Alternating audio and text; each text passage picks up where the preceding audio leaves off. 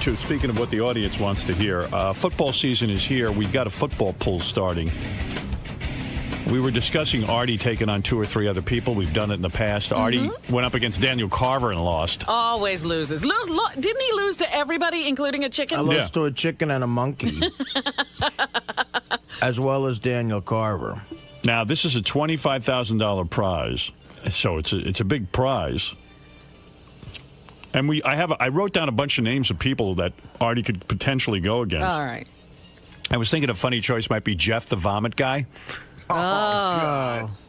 I think, Artie, I think that the Jets are going to win. Call me crazy, but I like the Vikings. All right, let me give you my names here. We could take someone from the audience. You know, that would be something. Elegant Elliot Offen. Oh. I think that might be good. I don't think that'll last. He'll never make it, 16 weeks? I like the Bengals. The new Bigfoot. Oh. He's always good. It's Cincinnati, it is. John the Stutterer. You know, he's always good for a while. I was thinking Crazy Alice would be good. That's a great idea. Against Artie? Oh, she would love that. And I'm sure Alice would like a shot at winning 25 G's. Fuck you. Who else do I have down here? Yeah, that's what I was thinking. I was thinking Crazy Alice, Jeff the Vomit Guy, and Elegant Elliot Offen. Yeah, I think he should go up against old Whack Packers. How about that? Whack Packers versus Artie? Yeah. The Crazy Alice thing's great. I love Crazy Alice in the mix. All right, so here's what we got. Crazy Alice. You want Elegant Elliot? Sick, don't you? If he can, I don't know that he'll last the whole time. So what? Then he loses. Let's try him, and then the new Bigfoot. All right. And the new Bigfoot you want? Yeah. What about Jeff the Vomit Guy? I can't stand him. You can't stand him. You'd have to make that choice without me. Right. Daniel Carver I can't go with again because he won and it was despicable to give him all that money. Right. How about, what's our other Whack Packer's name? Well, I got Jeff the Bagger. Mark the Bagger. Mark the Bagger. The Bagger. Mark the Bagger wouldn't be bad. Yeah. Hey, the only reason why we didn't put him on the list is because he's very difficult to get a hold of. What about Beetlejuice? Beetle, I don't know. You know what? I wasn't sure if you mentioned we're playing for $25,000. I mentioned that. Yeah. $25,000. Artie gets to keep 25 G's, huh? Yeah. Wow. Hey, unless you want to have Artie play for a fan. I could give it to charity if you want. I don't care. Give it to one of our fans. Yeah. If you're going to give it to someone. All right. I'll play for a fan then. Yeah. Well, that means nobody's getting the money on the audience. How do we decide who you're playing for? Why'd you play for Wheels? All right, that's a good idea. Who's Wheels? Wheels is the guy that calls a wrap-up show every day who's quadriplegic or paraplegic? He's a quad, and I just met him at one of my gigs. But he's already got a great life. Right. He gets to sit all day. You know what I mean? Well, he gets to sit all day. He probably gets supported by Social Security. That's a good question. Is Wheels a guy who got money from getting hurt? I don't know. He might not need money. What does a guy like Wheels need money for? Is he getting laid? No. Is he drinking? Does Probably. he need to dress nicely? No. All right. Money might not be an issue in Wheels' life. If it is, I would give it to him. Does he need one of those tricked out cars so he can drive? Yeah. Those cars are like $100,000. I know. Wheels implies he already has a set of wheels. I think that's a wheelchair. Well, still. It's Wheels. Who's a perfect guy to play for that we know that we I actually don't know Wheels. Maybe he is a good candidate. Why don't you look at let's get a couple of Do we have any hard luck stories? We got a couple of hard luck. We'll look at some of those. Yeah, let's read the hardest luck story on the air and then let Artie play for them. Yeah, that's fine. You know, Wheels might be Donald Trump for all I know. Well, a lot of guys Artie's playing for Donald Trump. Yeah, Wheels Trump. A lot of guys, if they have an accident, they usually get a settlement. You know, I don't know what happened with his situation, but so all right, check into that. It's going to be Artie versus Elegant Elliot Offen, Crazy Alice. The new Bigfoot. The new Bigfoot. And I might remind you that everybody got mad at me for losing to Daniel Carver, and no one got mad at the chicken, who also lost to him. Sanders. Oh, the chicken's dead. So don't think he got off easy. I wanted to eat the chicken as a bit, but you guys wouldn't let me. That poor chicken. That chicken was living in Will and Jason's apartment, and it was great. We found the chicken in like one of those Chinese, like down in Chinatown. It was about to be slaughtered. You know, it was a $5 chicken that some China woman's going to buy and just eat. And we found it. We fed it. It lived with Jason and Will. Got huge, that chicken. It would peck out the bets that it would take. I think we should have some animal play. I just thought of something, though, too. What? You know who Artie should bet against? Who? It's the obvious. Dana. Oh. What? No, that's not happening. What? That's not happening. You versus Dana. No. Your ex. She'll have all the firemen helping her with her picks. No. Are you still broken up? This is day 2. No, that's not happening. I'm not talking to her every day.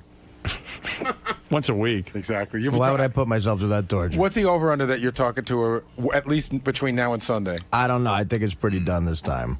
Yeah, it's done, huh? I would think How come so. you're so convinced this time? No, it's just, I just have a feeling. How do you know? Last time you had a feeling. I don't know. I'm not basing it on anything. I just think it's probably done. If she calls, you'll take the call. I guess, but I don't think she's calling. Artie, it's Dana. Pick up, please. I just want to say one thing. I know we're broken up. I understand that. I just need to tell you something. Good luck with Beer League. Oh, Day. It's so sweet that you wish me luck with the Beer League. Artie Why Lange's don't you Beer go League. with I love this me? impression. Oh, Day. Sounds like a scruff the dog or something. Artie, I miss you. I know we have our differences. But I do want you to do well at Beer League. Oh, Day, would you accompany me to Beer League? Did she come to the set of Beer League? Yes, I did. Yeah. Oh, how sweet. Well, it was in the summer. Yes, So. my Artie was the star. I wanted to see him in his full glory. Artie, why won't you bet me? Why won't you go up against me in football picks? God forbid I lose that. You will lose. You're a loser. I'm a winner. I'm Dana. I have a dog. I have a family. I have a home. Men are interested in me. Bet me, Artie. Art. Yeah, Day. She's not still the bartender at your favorite place, is No. she? Oh, so you can go back there. We're so romantic when I met Artie. He was a raging alcoholic. You got to bet Dana. No. Wouldn't you like to see her have $25,000? No. She Why can you? use it. Why do you keep $25,000 from Dana? I'd rather give it to Wheels. Well, if you win, Wheels gets it. Right. And if Dana wins, She gets it. she gets it. She don't need it. She needs 25 G. She's a teacher's She's salary. a That's not school fair. Teacher. She wants to open her business. She'll be fine. Artie, please. What, did you give her money or something? No, I'm saying she'll be fine. Artie, She'll- please let me make the $25,000. It would mean a lot to me. I'm Dana. We made love for 4.5 years. Don't keep it. Tough shit. Artie. You already won, lady. I did? What did I win? You had Artie Lange for 4 years. Oh. Thank you, Artie. I miss you. Good luck. I love you. I'm giving. Even though we can't be together, I love you. I'm You giving. know you're going to be great. I'm giving 25 grand to Wheels. A teacher's salary is hard to get by on. Please. That's It why would I'm be not a teacher. Great for me to start my business. My could get a dog grooming van. business, Artie. I'm a regular girl, not like those sluts that you are interested Those in. whores. Those whores. Yeah. I'd rather give the 25 grand to a whore. How about you So, versus a whore? Versus a whore. That would be funny. Go find that hooker that. Artie against 2 whores. Find that hooker that beat me for the 500. As long as they put up sex. Artie, consider betting against Dana. No. It's for the good of the show. No, I don't know. I don't care. Artie, I'm not doing it. come on. wrong? It's a great bit. I'm not- Dana would come Day. on. I am not doing it. You couldn't just talk for 2 seconds? No.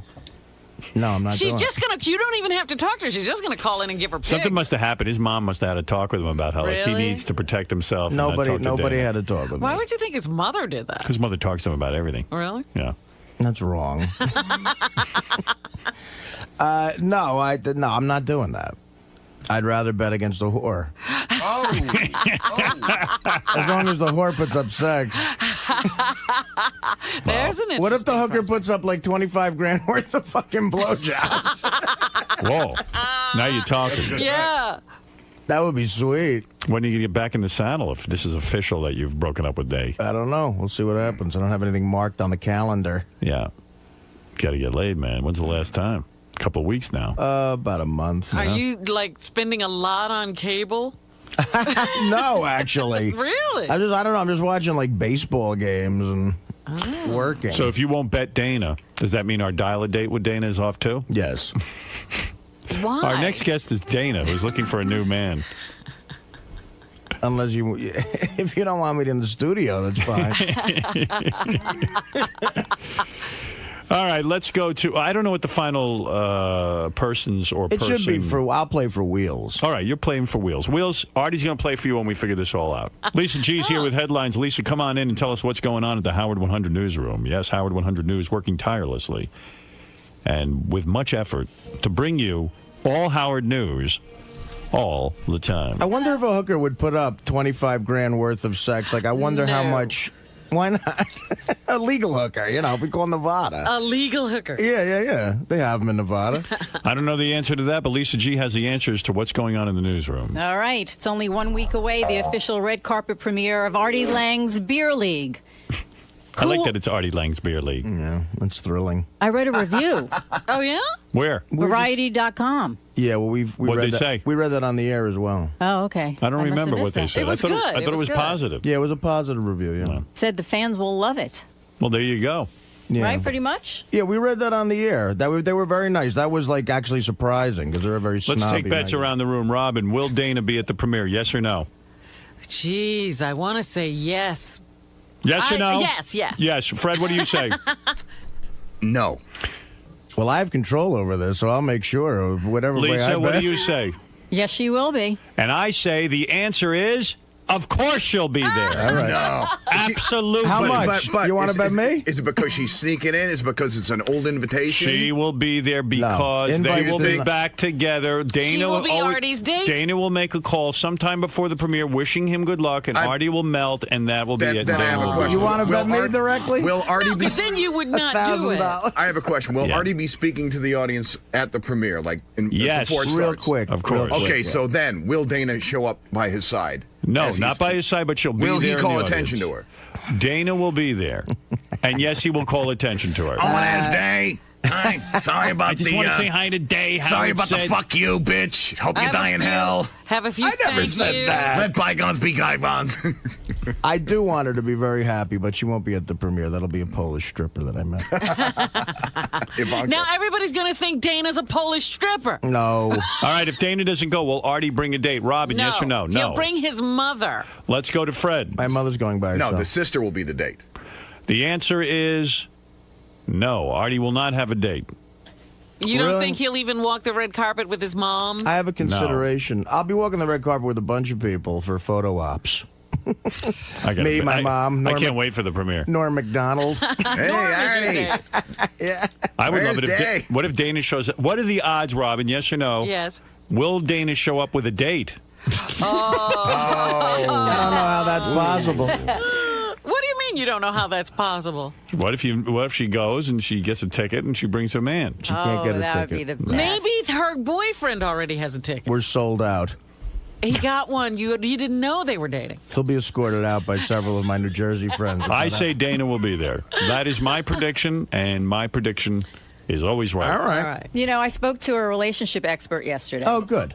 Artie's thrilled. about Artie and Dana. Go ahead. And they have this addictive relationship. And that's why it's Artie, an addict? Yeah, You're kidding. I'm a dick. well, you know, it takes two to tango. Someone is always picking up the phone rather than Have you ever seen Artie tango? I have. In his case, it takes one to tango. No, Artie will be there with Dana. I guarantee it. All right. Let's see if I'm right or wrong. Okay. Well, he's going to work very hard to make you wrong. Oh, I can't wait to make Well, it Work as hard as he wants. She also said that he is not the guy to have a committed relationship with right now. The relationship expert said that. Yes. Why is that? Yeah, why is that? Well, he has a hard time balancing work and a committed, healthy relationship. Yes. That his comfort zone is work. Right. Right now, he doesn't seem so comfortable. Yeah. I have a hard Is she sure about that? I have a hard time balancing myself. Wow, look at What that. happened? Yeah, I some think a light just popped. Oh. light It's just God, popped. he's pissed off. I You're thought busting my Artie was balls. shooting at you. And part two of the story is who is getting a ticket to go in to see your movie. Who? Well, I have tickets to give away here on the show, so I will give away some Artie tickets. And Artie, I think, has some tickets. You mean as far as what? Who's at work? VIPs? You know, the whole like. VIPs. Right. We're working on getting Norm Macdonald there. I'm giving away tickets to friends and family. You got any VIPs? Norm Macdonald. She's talking about these. She saw me handing out these invitations. Oh, What are those? really? These are just invitations to the premiere that I'm giving to people at work. This is too much pressure for Artie. I know he's going I to hate this. It's like running a fucking wedding. Who's not invited? Uh-oh, here we go again. I knew that was coming. Well, we'll be on the red Well, there's carpet. not enough people. There's not enough, seats to invite Lisa everybody. G you got to have. But Well, she'll be working the red carpet. I had to make a couple of cuts at work that were very sort of Who'd you cut out? hard to make. I didn't know this was going on. Because I cut out. JD can't. Why am I not You're invited? kidding. The Are you line serious? stopped at JD. There's not Artie, one, look at me. Are you kidding? There's not one seat left for him. Whoa, JD. my goodness. You see the kid every day. But, You're gonna let strangers go and not JD? There's what strangers? People you were giving tickets away to. Well, they're fans. It's a giveaway. Yeah, but I mean JD. JD got cut off. Who else got cut out? That's it. That's JD. That's the only people. Is Richard invited? Yes. Sal. Ronnie Scott the limo the driver. engineer? Ronnie the limo driver. Scott the engineer. Scott the engineer. Wow. And JD can't go. Well, I could probably squeeze him in. Will and Jason are There going. had to be somebody.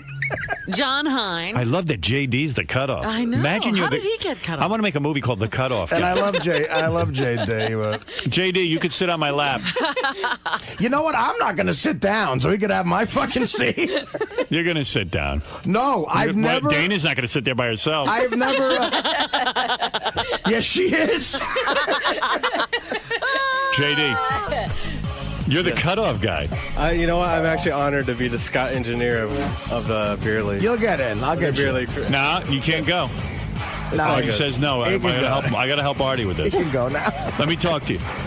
You're not going. I could only. What happened was the other issue was who do I invite with a guest? There had to be a cutoff there. Uh-huh. And who did you... So obviously, Deny guests to? Howard, Robin, Fred, and Benji and Gary, I invited all with guests. Okay. So Right. that means that Everybody else is a solo. Is it weird when you find out that you're the guy who can't go to beer league? Like everyone's going. But you. You know, I sort of keep my my expectations low. So, you know, I don't like to, you know.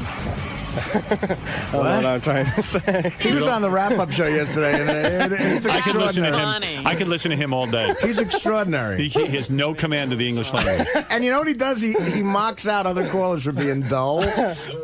Like he'll just say, "Thanks for adding to the excitement, dude." What? Yesterday, he ended the wrap-up show. I don't know how you guys got along without me. Yeah, right. Yeah, he does. What Like, is it like? that was serious, what I said. I mean, serious. Cut out all the bullshit. When you find out that every worker here, everyone, is going to Artie's premiere, All your buddies. and you're the one guy Artie had to. He sat down and went, "No, I don't know. I don't know. you don't know. No, You don't know how that makes you feel. Be honest. No, I am being honest. You Like, got to this feel is- like a huge loser. Are you Well, no, hurt? you know what? I honestly feel like that. You know, before that. Ralph That's a is general going. I mean, even Ralph. Is going. I don't know. I don't usually. hey. Me and Artie don't really have like that much interaction. You know, day to Well, day. how much so. I used to buy a McDonald's all the time. Well, yeah. I mean, you know, but How much it's- interaction though do you does Artie have with like Ralph. Dude, I don't know. Zero. Zero. Why is he invited?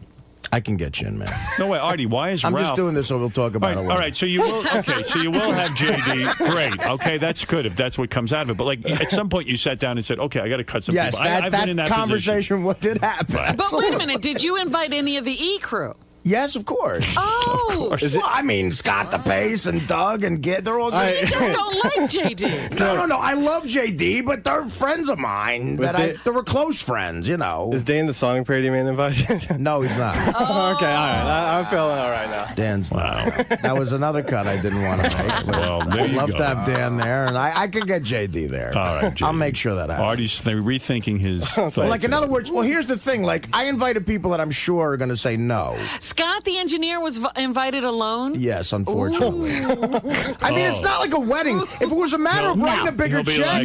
I can't believe Artie doesn't realize I'm a married man. I think I'm doing some people favors by inviting them along. Yeah. But if it was a wedding, and it was invited alone? Ronnie had to There be is invited no wedding, alone. my friend. I'm saying if it was right, exactly, and it was a matter of writing a bigger check, like a party. That's one thing. But this is limited seats. I had no choice. All right, fair enough, JD. You are the man who was out in the cold, and that's But I just the way know it is. two people are going to say no. I'm almost guaranteeing it. Who's that? I invited Mel and his wife out of courtesy. I doubt he's going to go. All right, JD, maybe you could sit in Mel's seat. Yeah. He might be a big Ralph Macchio fan. You never know. Also Scott Greenstein and his wife. All right, he won't go. Who might not go. He's very busy. The big issue was, the big discussion why JD really got crowbarred out of it was I was thinking about whether or not to invite Ross with his wife. And did you? But I decided that I know Melissa very well, and I said, you should invite Ross and Melissa. So Melissa inked out JD. But I'm sure there's going to be extras. I guarantee Mel is. That's a courtesy thing. You can have Mel Karmazin see. Well, I don't know. Mel is very excited about being I'm sure he is. He's been talking about it. Yeah, he's been talking to me about it a lot. I got a feeling Norm's going to be a no-show too. Well, JD, congratulations. You were the one guy left off Artie's list in the entire corporation. I have another question. Is Stuttering John invited? No, he's in L.A. and I didn't even think know about whether it. you extended the invitation. Or No, I didn't. You should have invited me. Who's your biggest champion?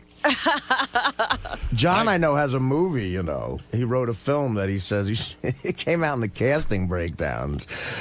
He always wanted me to play his best friend in this movie, but he never brought the script in. For 4 years, I go, where's the script? He goes, I have it at home. I'll bring it. He never brought it in. So did you finally see it? I think, no, I never saw it, but I think a buddy of mine told me he saw in the casting breakdowns, like audition for Stuttering John, or, John Melendez's movie. So I don't know where they're at. They're casting it. I hope Ralph Macchio shows up at the premiere. Ralph is guaranteed he'd come. He's excited to meet you. Oh, very, very good. I've never met his wife, actually, so it'll be fun to meet her. Well, let's hope she's hot. Are all the cast of the movie going to be there? They've all pretty much ours. Laurie Metcalf's coming. Seymour Cassell is a real great older character actor. You'll recognize him from a million things. Fabulous. You got everyone to show up who's in the movie. I like that.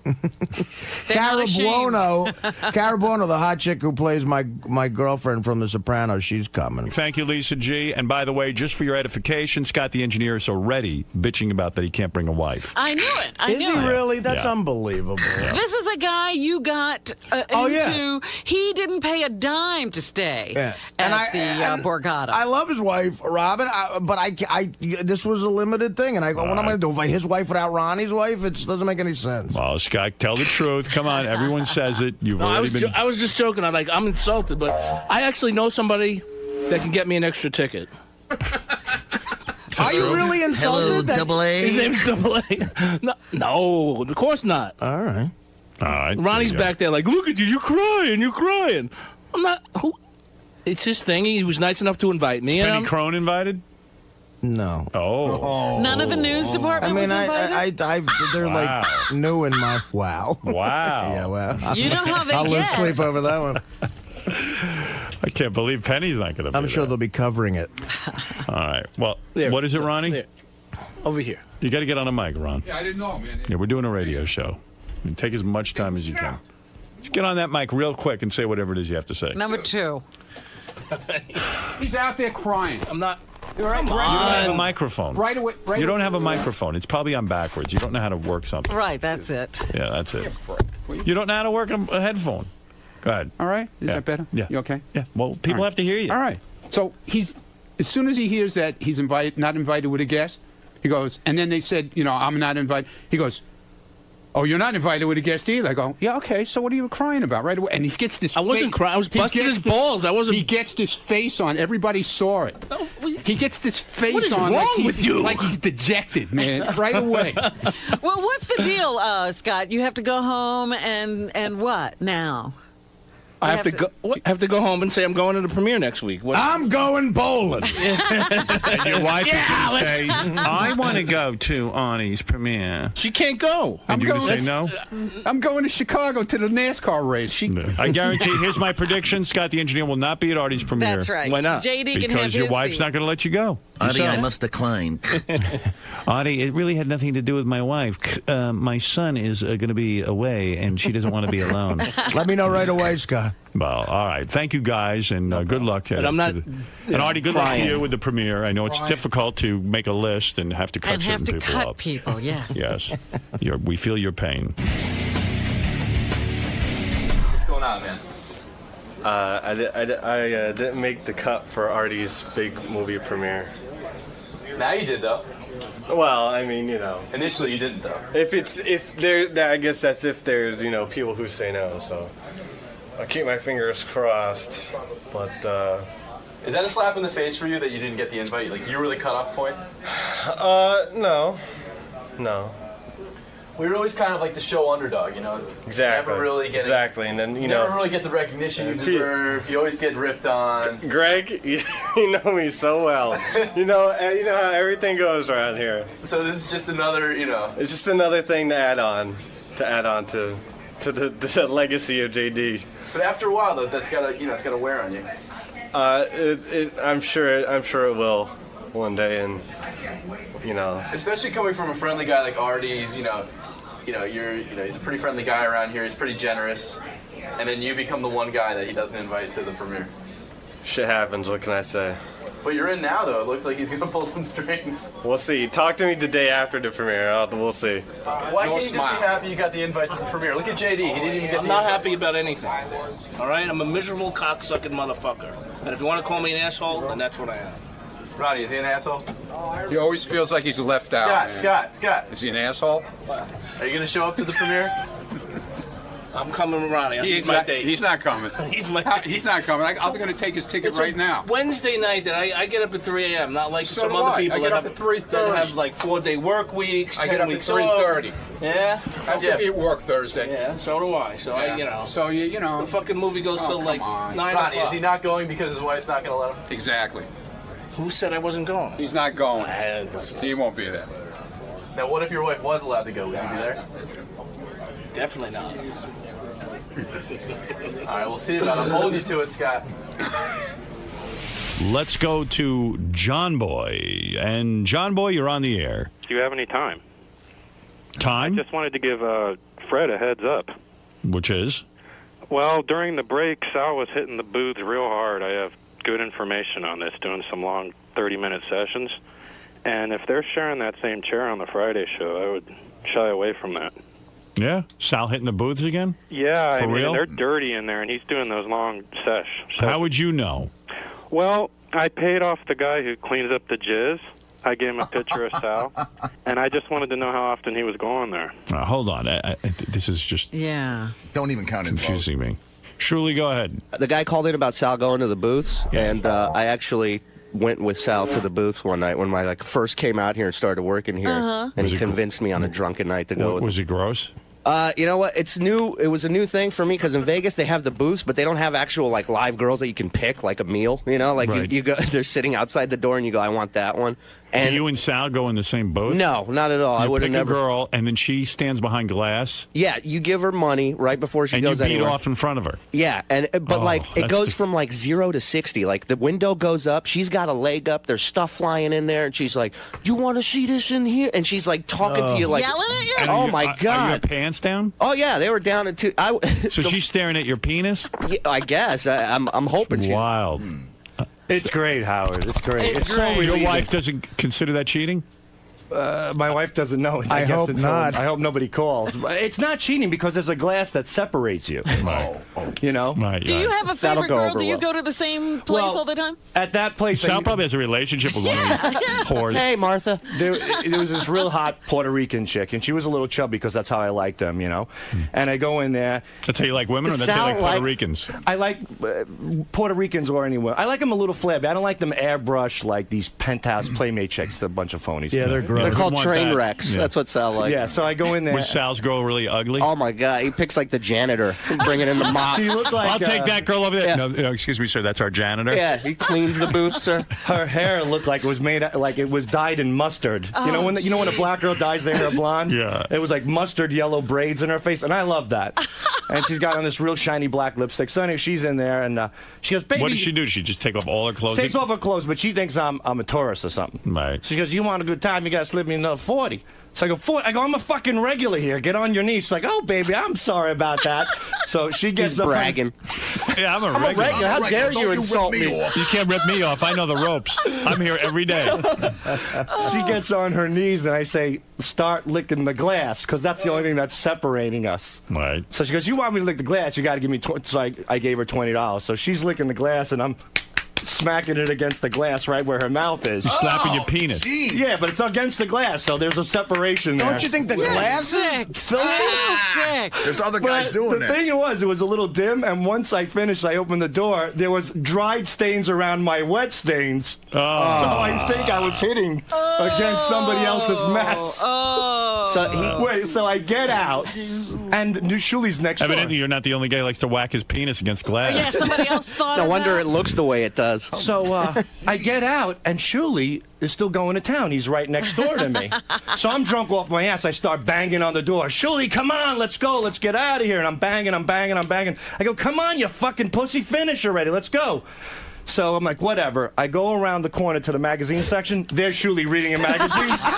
I was done in a minute flat. I was banging on the door with somebody else in there. Shuli, did the girl you get, is she decent looking? She was hot, man. She was this hot Spanish chick, and she had like this Brazilian like tank top, like the Brazil soccer team. Her tits were hanging, and she was smoking hot. And I went right. I made a beeline for her. I go, let's go. All right, so then you go, and then there's when they say a booth, like, Yeah. is it like? It's literally, it's like a you know where you used to take pictures, like in those little photo booths? Yeah. It's like that, but there's another side where she stands. The window goes up as soon as she gets her money, and she starts stripping. She's Is stripped. she She's standing nude. at your level, or is she elevated a little She's bit? she's at my level, and then she puts her leg up on like the window or the wall, Yeah. and takes like a dildo and just goes to town. Oh, gee. And like, Does she and talk all nasty and Oh my stuff? God! I was done in a minute. I was, and I was like, Really? So where are you from? You know, you never want to do that in a peep booth. Start asking the chick where she lives. So and you're beaten off, and then when you walk out, like you sit in a lobby and other dudes are there. It's like one of the weirdest feelings in the world because Is you're there like. anywhere to clean up? You just go out and start fingering the magazines?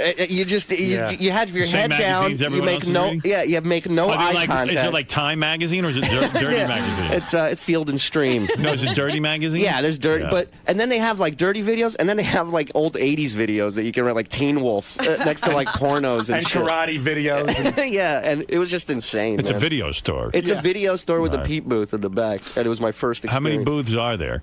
There's like 5, I think. 5 or No, 6. there's 15 booths. Are you kidding me? Sorry. You didn't go around the corner. Excuse me.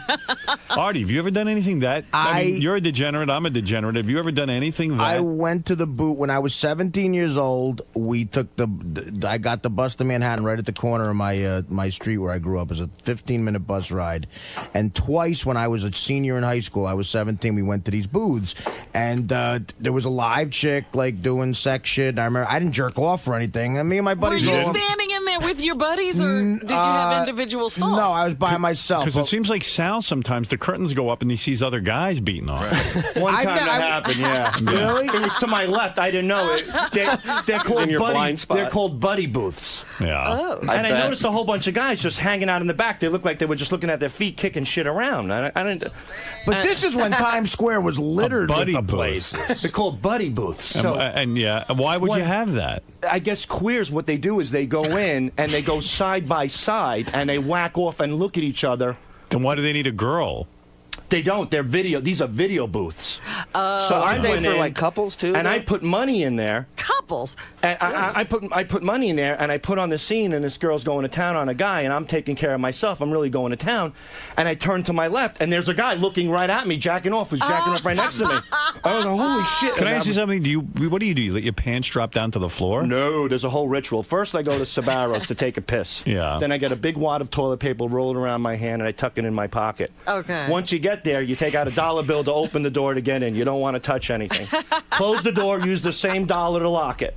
Slide that dollar in, take out your tissues, start changing the buttons. It's all sanitized. Right. Then, you pick a video, you go to town, Sounds you blow. incredibly clean. Oh, you watch videos? I thought you were looking at real girls. Well, that surely was live girls. That's so fucking creepy. So you go to the video booths as well? Oh, the videos are the best. It's because crazy big variety. because you could take any video home and watch it and do it in the privacy of your house. I got kids running around at home. You know what I think it is? I think that live girls are more expensive than video. So then the key is once you're done, you finish on the tissues, you roll the tissues up, and there's usually a chair there in the corner. You just throw the wad of tissues behind the chair.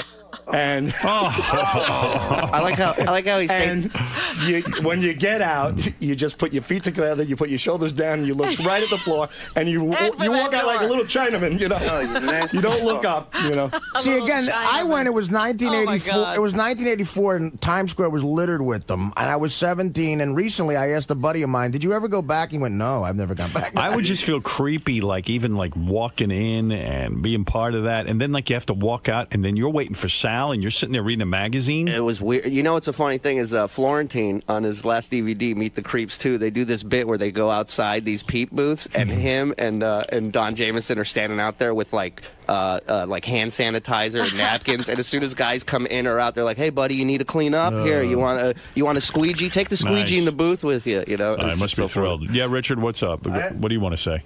Oh, you're on 3. Okay, go ahead. I had a friend in Missouri who went to one of the video booths in Kansas City, and he sits down to watch a movie. He puts his quarters in, and he sees something moving out of the corner of his eye. Yeah. And right head level, right next to his ear, was a big cock. It came through a hole. So he jumped back. It scared the crap out of him, and he reared back and kicked it with his boot, and it broke. And the guy started screaming, and the guy pulled a knife. There was a gay guy in the booth next to him. Wow. And so he jumps over the top and gets in a fight with the gay guy and ends up going to jail for like a week after he kicked the guy's penis. I'll tell you, I went to this place. This is what guys in high school do, junior high school. We went when we were like 15 or 16, and we would go and put the money in and watch the movies, not the live shows. But you learn weird things about your friends, because I was in a booth and my friend was next to me in a booth, and all of a sudden I heard a horse whinnying in from his booth. And I guess he was watching a movie where a girl jerks off a horse. And he told me she in a bucket, and then she pours the bucket all over herself, and it rolls down her. Oh, God. That's too much. Sal, you broke him in, man. I broke him truly. Yeah, he caught me in a moment of weakness. No, actually, we were coming back. We were debating whether to go to Scores or the Peep booth, and then we decided, you know what? We'll pay the $40, and at least we'll shoot a load for sure. So Yeah, we we went to the did. Peep booth. It was fantastic. It was good times. It was interesting. My chick was hot. Sal's chick was a mess, but that's the way he likes them. But yeah, mess is hot to me. You know what I mean? They got to be beat up. So, Sal, how long have you been doing this for, man? Too long. For the first time yesterday, I went to a peep booth. I haven't done this probably in 6 years. I hate to say this, I went to a peep booth before I got here yesterday. Because there's a 24-hour one on the way here. And it was fantastic. It was a glory hole one. The only thing that sucked about it is that when she was blowing this guy through the glory hole, as soon as the guy came, a man's head came into the shot and finished the guy's penis, and that was it. I was done. So that's when you came? No, I didn't finish. No, it ruined the whole thing.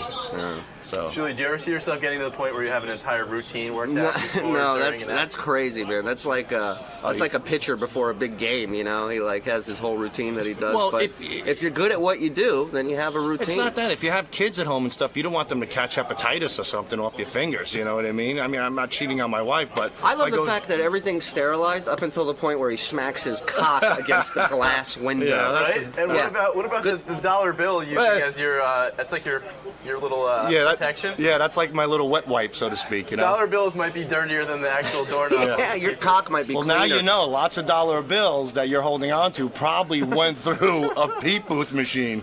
They were the handle for door 5, 6, and 7. I'm going to start putting my initials on the dollar bills I put into the peep booth machines. And wait a minute. You should do like a little contest. You know what story we forgot to tell in there is after we got out, we met a fan on the street, and Sal shook the fan.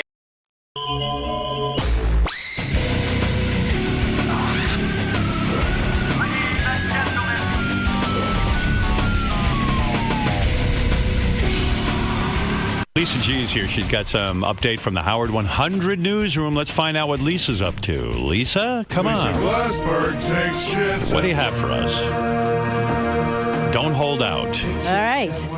Howard Stern, another bathroom scandal hitting the Stern Show. Uh-oh. Yeah. Sirius XM employee Troy Hinson walked into the main employee bathroom on the 36th floor yesterday morning and witnessed a shocking spectacle. Richard and Sal both crammed into a bathroom stall with the door wide open, both peeing into a toilet bowl that had the seat still down. Troy says they were peeing all over the seat. Oh, my God. Oh, my God. I mean, really, what is going on? What? Sal tells Howard 100 News he was peeing in a stall when Richard nudged into the stall to join in. The stall was too tight for the two of them, so midstream, Sal ran into the handicap stall. Richard then followed Sal into the handicap stall. Sal says he didn't have time to lift the seat up because he was midstream, so the pair peed all over the seat. God, people got to, come on, that's just so wrong. I mean, honestly, am I overreacting here? Oh, absolutely not. I mean, people disgusted by those two. I mean, like, people go, we have one bathroom here. People go into it, and you're going to piss all over the freaking seats? Did they clean it up? Not that you know what? I almost rather see the pee there so I know not to sit on the freaking thing. Sal said that he did. Oh, shit. I'm sure they hit things other than the seat, like the floor and everything else, the back of the wall. Come on, Did Sal. It clean it all? Sal, you're being an asshole, man. That's just not cool. Did you hear the story? Yeah. I was in the stall. But why don't you lift the seat? Oh, I see. Then you ran to another stall. Richard comes into this tiny stall. I can hardly fit myself in there, and he just comes in and he has Why don't you lock the door? Well, when you're taking a leak in I have to leak in a toilet because I have to wipe my foreskin. It's like a similar to a vagina. So I go to a toilet bowl. Richard comes in, and I'm not blaming Richard. We pee together, but he had to come in and pee with me in this tiny stall. You're not blaming Richard. Who are you blaming? Well, I'm not blaming Richard for peeing with me, but it was odd that he had to share a tiny stall with me at that moment. That was a little peculiar. So why does he have to pee with you? I mean, really, what's going on, man? What is going on? You have to ask him. But why don't you pee with him sometime? Like, he waits. But what is that with you guys? I don't know. That's so fucking gay, quite frankly. Well, I couldn't fit in the stall, so when he started peeing, it was splashing all over the place. So I grabbed my pecker and I ran over to the big stall. Yeah, but guys, you're pissing all over seats where people have to use a bathroom. Come on, man. I'm not deliberately doing it. He nudged his way in. I know we're the Howard Stern Show, we're wild and crazy and all that, but that's just fucking gross. I agree with you, but he nudged. What are you doing? And we weren't doing it to be wild and crazy. Nobody was even in there until Troy walked in. Why are you going into his stall? Why can't you go pee by yourself? I just like being with him. We talk about stuff. Oh, my God. You're fucked up, man. I know you're trying to be funny now. No, it's not a funny thing. I just love doing stuff with Sal. But Richard. But you're running from stall to stall, peeing all over everything. You're taking your... Okay, I mean, this is absurd. Well, here's the bottom line. You two are not to pee together anymore. Period. It's over. Oh, that stinks. Shit. All right. You're going to fight for that? No. That's important to you to see his cock every day? You fucking asshole. Howard TV, the bonus show, loved it so much they do a segment on it. All right, listen to me. Crossing Streams. I don't care about the bonus show. Okay. I don't care about the two of you and your hijinks. Listen, we're about being funny on the air. This is off the air. It's where people have to pee. They have to sit on those seats. It's over. We clean everything Richard, up, even the floor. How did you clean it? How did you clean the seat? With toilet paper. Yeah.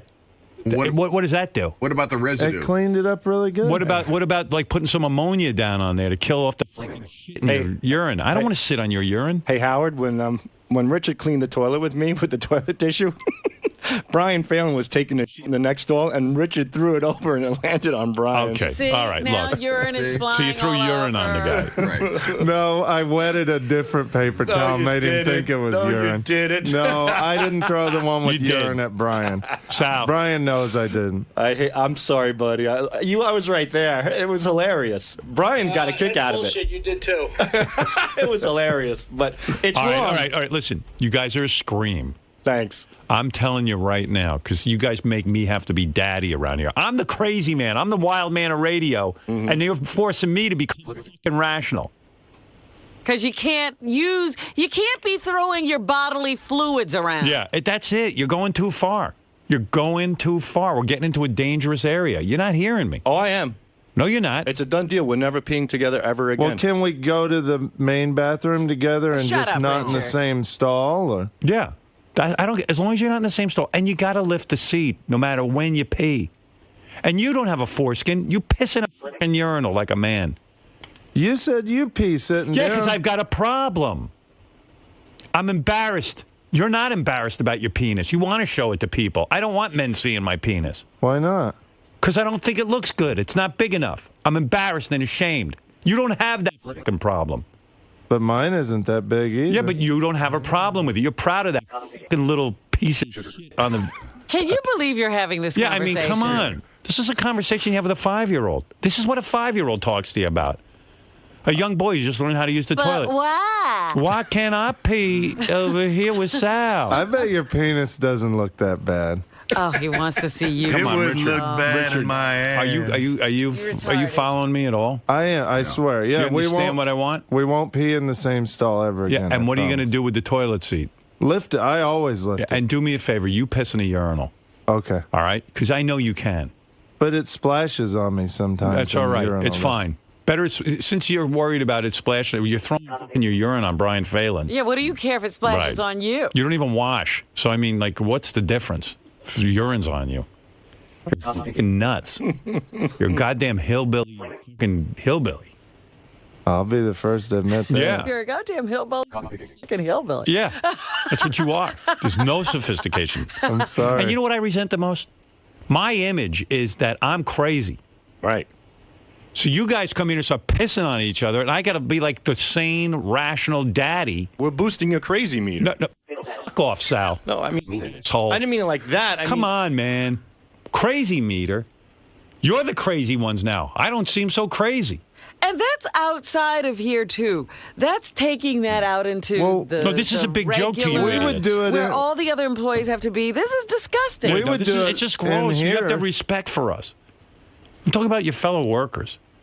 You know, Howard, if the stall wasn't so tight in Richard's defense, I wouldn't have No, ran I out. don't want you in the same stall. There's no reason for it. The guys who are gay lovers don't piss with each other. This is bizarre. Come out of the goddamn closet if that's your fucking problem. Go suck each other's dicks and stick your dick in his ears. I'd Honestly. be prouder of you if you did that. Instead of living this closeted life. For the right amount of money, we'd probably do No, that. I I know you wouldn't. would. Not me. I mean, the people who use the bathroom, I know you find this hard to believe, aren't interested in your shtick. No, we weren't doing it for anybody else. That's even sicker. Well, I kind of did. I thought it might be kind of funny if I slid in that little stall next to Sal. I kind of did to surprise him. Yeah, but you know what? Enough with the surprises. It's over. Around your pee. Yeah. Go back there and create. You got a whole office. Oh, we do. We're Have doing a blast at work every We're doing day. calls right now. Good. Now you're talking. That's turning me on, not pissing on each other. Well, that we do pee. You have to pee on a daily basis, but Yeah, but you don't have unfortunately, to pee in the same stall. Right. Come on. This We is where don't. people work. Can I ask you a question? Sure. Well, Sal, when you worked as a stockbroker, did you pee with other guys in the same stall? No, but I didn't have guys barrel into the stall that I'm taking a leak in to pee with me. But wouldn't you? If I'm peeing in a stall, right? The first time a guy opens the door, I'll be like, "Get the fuck out of here!" No, instead. It's his lover, Richard. Instead, let's go find a bigger toilet so we can pee together. And by the way, I mean, I don't even know what to say.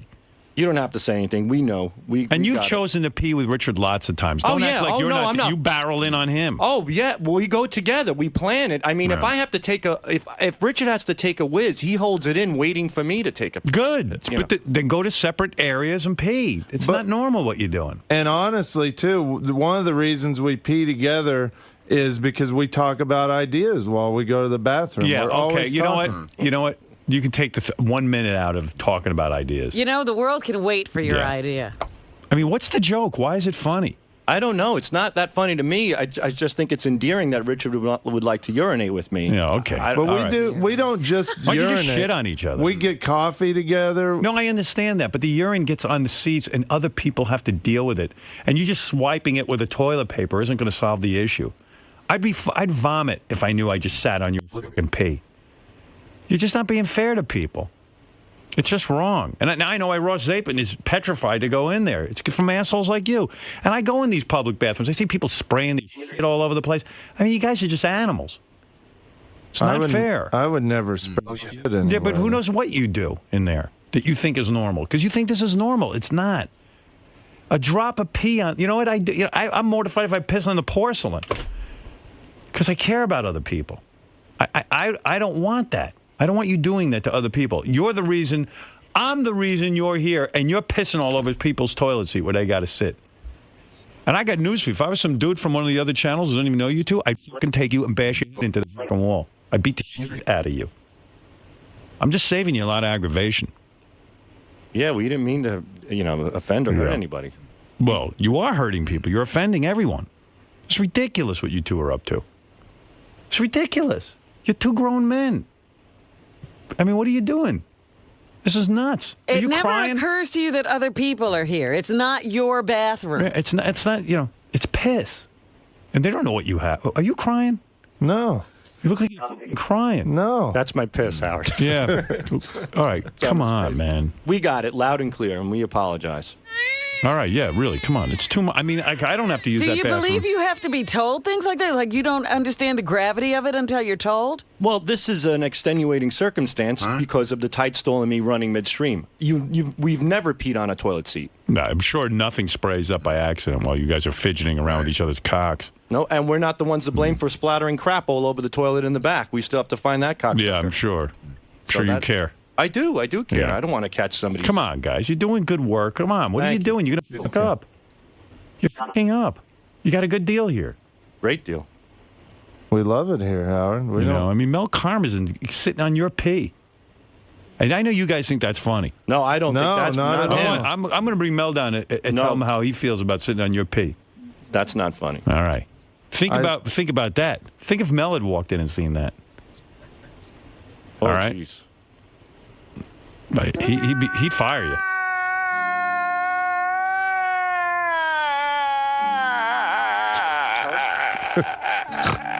All right, no more of that. Done deal, pal. Good. Come on, use your brains out there. Come on, I know you'd like to be the wild guys and make that fun, but not at other people's expense. We did wipe it, but I understand. You wiped. We didn't leave it. We wouldn't leave pee there. No, but the fact is there was pee on there. Yes, and there just because you wipe it down with a dry towel doesn't mean shit. And then Nutcase over there is throwing it over the stall wall anyway. Right. I left my balls He off. doesn't understand. Nobody wants his pee on them. Brian laughed, though. Yeah. Well, you're lucky Brian's a good guy. If I was Brian, I would have fucking killed you. I would have just punched you till you died. That would have been fun. I would have punched your nose and so it would have hit your brain. I would have understood. Well, you'd if have to he did punch that. a long way. Right. Find that brain. No. Richard's a genius. Oh, yeah. He sure He is. really is. You guys are good guys and everything, but sometimes I don't get you. Nah, You just go too far. a little bit. Yeah, I mean, with pee. I mean, and two grown men. It's Ooh. funny. Some people pay to see that stuff. You know, Right. it's on okay. video. All right, we're done. Okay. Because you're trying to be funny. No, You're I'm not. I all mean- right, get out. Goodbye. Tim's here. Tim's here to read us the riot act. This is what you don't see on the Howard Stern Show. Tim, show us what you have to do to us. Go ahead. Don't make me do that again. Guys, so no more peeing together. No more peeing together. Well, in the urinals next to each other, but not in the same stall. You can't go in the stall. Are you upset? No, we'll live Sal with it. you seem fine about this. Richard, you seem a little bummed out. Well, we got yelled at for 20 minutes, yeah. Raise your of course right I'm gonna be hand. bummed out. I, right hand. I will not pee together anymore. Unless Tim's in the bathroom with us. Raise your right hand. I am about to get tickled by Richard Christie. Yeah! The tickler! Just want to make sure that this dude is all right. I love tickling that guy. Kind of hot. Sal. We learned our lesson. Sal, get back here. Sal. Sal. So, guys, how is this going to affect your daily routine now? It won't. We could still go to the bathroom together. We just can't pee together. Not this one back here, I don't think. We go out there and use the urinals. Yeah. So you're still going to, Richard, you're still going to hold your pee for Sal? Yeah. and vice versa. I actually got You know, to pee right technically, now. if I hold your pecker while you're peeing, I'm not peeing. That's fine. But that won't I don't happen. think no. We better do no shenanigans. Yeah. No we just- tomfoolery for us. I mean, we just peed together. What's the big deal? The problem was that he chased me, and I was midstream, and I was running there with my schlong hanging out, and I was shooting out spurting a little pee. So by the time I got to the new toilet, the seat was already down, and we splashed a little. And your pouch kind of dribbles sometimes Yeah, too. and then Richard wiped it up with me and chucked it over Brian. I really didn't throw the one with pee up. Oh, really? Was it? No. So he was Richard Christie? He was. I made him think it was. I told him it was the one with the pee, and it wasn't. All right, guys. All right. All right. So there you go. Now we're gonna get back to work. We got to put up the Ronnie Tonight Show clip. Yeah, because that's he's talking about Ronnie. Oh on yeah, his own Sal, show. nice deflection on Ronnie, man, on the glasses. Well, that's what Ronnie does. You know, he was barreling into everybody's office today, talking about Howard's glasses. It was so apparent that he wanted attention, and he got it. And then once he gets the attention, he flips out. Just And then throwing Tim. stuff. Tim's got to deal with everybody. My mother would be very proud of what I have to deal with. Richard, how was your first pee without Sal? Is this really that important that you got to film it? It is. How was your first pee without Sal? Well, I wasn't without him. He was in there, but he was taking a little longer than me, so I washed my hands and came back. So he was in a stall, And you I were was in a the urinal. Yeah, it was fine. You don't like the urinals, though, right? I don't mind the urinals. I never said I didn't like them. I just mostly it was about. Sal. Oh. Sal. Yeah. How was your first pee without your boyfriend? Come on, enjoy it. It was good. It was fine. Everything came out all right? Yeah. It's a piss. What is it? No separation anxiety? No, we were close We were enough. talking to each other. We enjoyed it. All right. We're discussing Larry King prank calls, so we got our we're getting work discussion in. We got our work done, and still got to pee.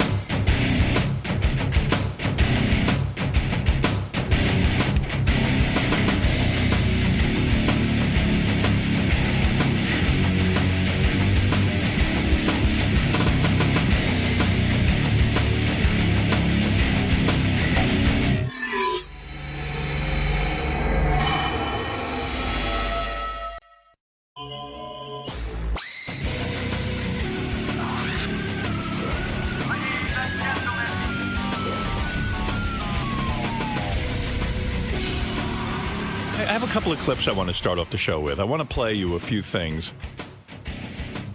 These are also good. Where do I start? Maybe I'll start with the wrap-up show. What happened? Okay, I'll start with, there's a bunch of different things that happened, but here's JD explaining why he doesn't like Jared again. That's always funny. You know. That's endless. Because we still don't get it. It's just funny trying to hear JD explain this whole Jared thing, and JD can't get out of sentence. You know It's he can't. endless. It's endless. It's endless. It's always funny. So here you go. I still, to this day, don't know exactly why you don't like Jared. I know he's arrogant, and I know he wore the costume, but other than that, I really don't have a clear picture. I'll tell you why I don't like Jared, okay?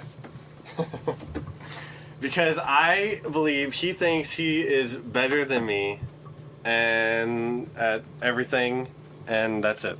He's a better person. But then we'll ask you, like, how does he show that? Because, and you'll tell me, and then I'll tell you other people here who've been the same to you. You can't tell me why it's different. Like, why do you feel that? What has he done to you that makes you feel that way? I don't know. I really don't want to get into But it. see, that's where I'm from. You never explain it. Because I just don't want to talk about it. I didn't want to get it started on the air in the first place, and it's out, and I just would rather keep it, private, because I don't want it to affect anyone else's opinions or whatever. I You have such a high opinion of yourself that you think that if you put it out there, that everyone's going to start not liking it. Well, no, it's not your opinion. But no, it's not that I have a high opinion of myself. It's that it's somewhat skewed I don't know. I just don't want to. I don't know. How is it somewhat skewed? Well, no, I get like people messaging me on MySpace and shit, and like Jared, and I'm like, whatever. I just don't need anyone. I don't know. And I still don't know why you don't like him. That's the whole point. Okay. That's what makes it so funny when you're on the air. I just said it. Well, okay. No, but I know, but you've never been able to back it up with examples. Okay. The day I said out in the hall that if it's have I just never speak to you again, he said okay. But no, oh, hold on, listen. Before that, it was how Ronnie in the hallway has these all the guys or whatever around, they with each other. And he, has become all of a sudden buddy-buddy with Ronnie, like he's his best friend. And he was going along with it, and I didn't feel like I should take shit from him in that certain way. And I got tired of it, so that's it. So get back to the question, because I'm really trying to get to the bottom of it. You take the shit from Ronnie, but you won't take it from Jared. You still haven't explained why. Why take it from Ronnie and not Jared? Because Ronnie's been around. I mean, he's like a staple of the show. Jared, just sort of started, and whatever. There it is. Wow. What, has JD been here for 20 years? He goes, Jared thinks he's better than me. Jared is better than him, right? Yeah, in every way. Oh, okay. And he said he thinks he's better in every way. Jared's better than me. Jared's better than me in every way. He happens to be right. Jared's a tough guy. Yeah, Jared can get that a good job or some money in his pocket. Right, you can't put yourself up against Jared. I kind of understood this time that JD is saying, okay, Ronnie's goofing on him, but who's Jared to come into the organization and start goofing on him? Yeah, I know, but then there's a pecking order. I guess so, but how do you get like JD is sort of a rookie compared to a lot of other people? How do you get into that mode? If you don't what is jump the senior line of I can now goof on everybody? Yeah, well, JD's right. If he allows Jared to goof on him, like the next guy who comes in is going to start goofing on him. It's an avalanche. He had to put a stop to that crap. All right. So that was pretty good because it's always funny hearing JD try to explain himself. I love Jared's winning that argument with never, ever coming in to argue. You know how Artie always says Richard Christie might be really... Yeah. Well, that whole rap going. So here's Ralph has that rap and convinced me of it in a way. So Ralph came up with that first. Well, a lot of guys were saying, what's with Richard's girlfriend too? I mean, here Richard's peeing his pants, and Well, he ought to think about that. The reflection on her is really dubious. Right. So this is from the wrap-up show. This is really gross. If you're eating breakfast. Stuff. Because I was eating when I heard this and I got nauseous. But listen to this. God. She's cool. We know each other. She knows I'm a weirdo, so I was. A year from now. What's that? So what's coming a year from now for her? Shitting my pants. That's nice. You guys have that comfort level with each other. Yeah. I mean, she was weird. I was kind of surprised. She was a little weirded out by it. Would it bother you if she had done it? No, not at all. We wipe boogers on each other and stuff all the time. She doesn't wipe boogers on you, does she? Yeah. What? Just for fun, as a goof. Oh, for a goof. Yeah. Get goofy. Like, we'll show each other our boogers. And, like, we grade our boogers, how good they are. The door and show her your toilet paper after you wipe your butt. Well, that's a little overboard. Well, why is it any worse? Well, poop is grosser than boogers. All I know is the thought of him picking shit. Oh, I'm going to vomit right now. I'm not kidding. Poop is grosser than boogers? I think that's a poster. I can't tell you how disgusting that sounds to me. Like he pulls one. And when do you start that in a relationship? He sent me I don't know. He sent me a picture the other day of him holding up a booger. And I was like, I just wanted to kill myself. Why does he have the ability to send you pictures? Because he's part of our staff. He's on that whole Lotus Notes setup. I might have to ban him. Look, it's a booger. Look what I can produce.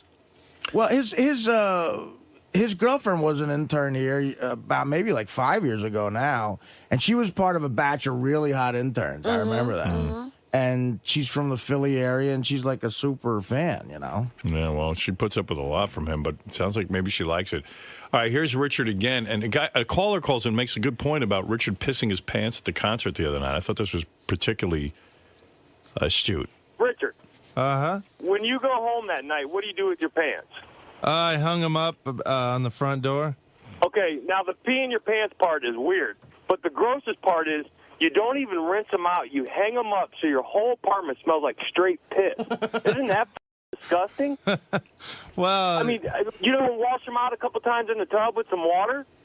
You know, I just never thought of that. Maybe I am. My God. I just See, I'm so used to Richard being such a scuzz. It never occurred to me that he would rinse his pants out. Of course he hung them up filled with pee. I'm surprised he showered, afterwards. That was the big that was question. the big surprise. I just saw Benji leave the room, and I'm saying to myself, why would Benji need to get up and leave the room? He was ablutioning again in here. What could be so important that he has to What was he doing over there? I saw him. You know what? His job is to be here while we're on the air, and he had. So there's an emergency, and he had to get up and leave. Out of the corner of my eye, I saw him putting in the contact lenses again, which I've never used contact lenses. That is really disconcerting to watch somebody do that. Why do you have to get up during the show and leave? I got to know. I mean, what could be so important? I mean, is there something? What's going on? I rarely do that. I know. What happened today that you had to do my that? My contact was flipped reverse. Can you put your contacts in It was at home? in, Howard. Sometimes it got shifted, and I just have to put it in place. That happens. No, because Artie said he saw you putting them in today. No, you didn't, Artie.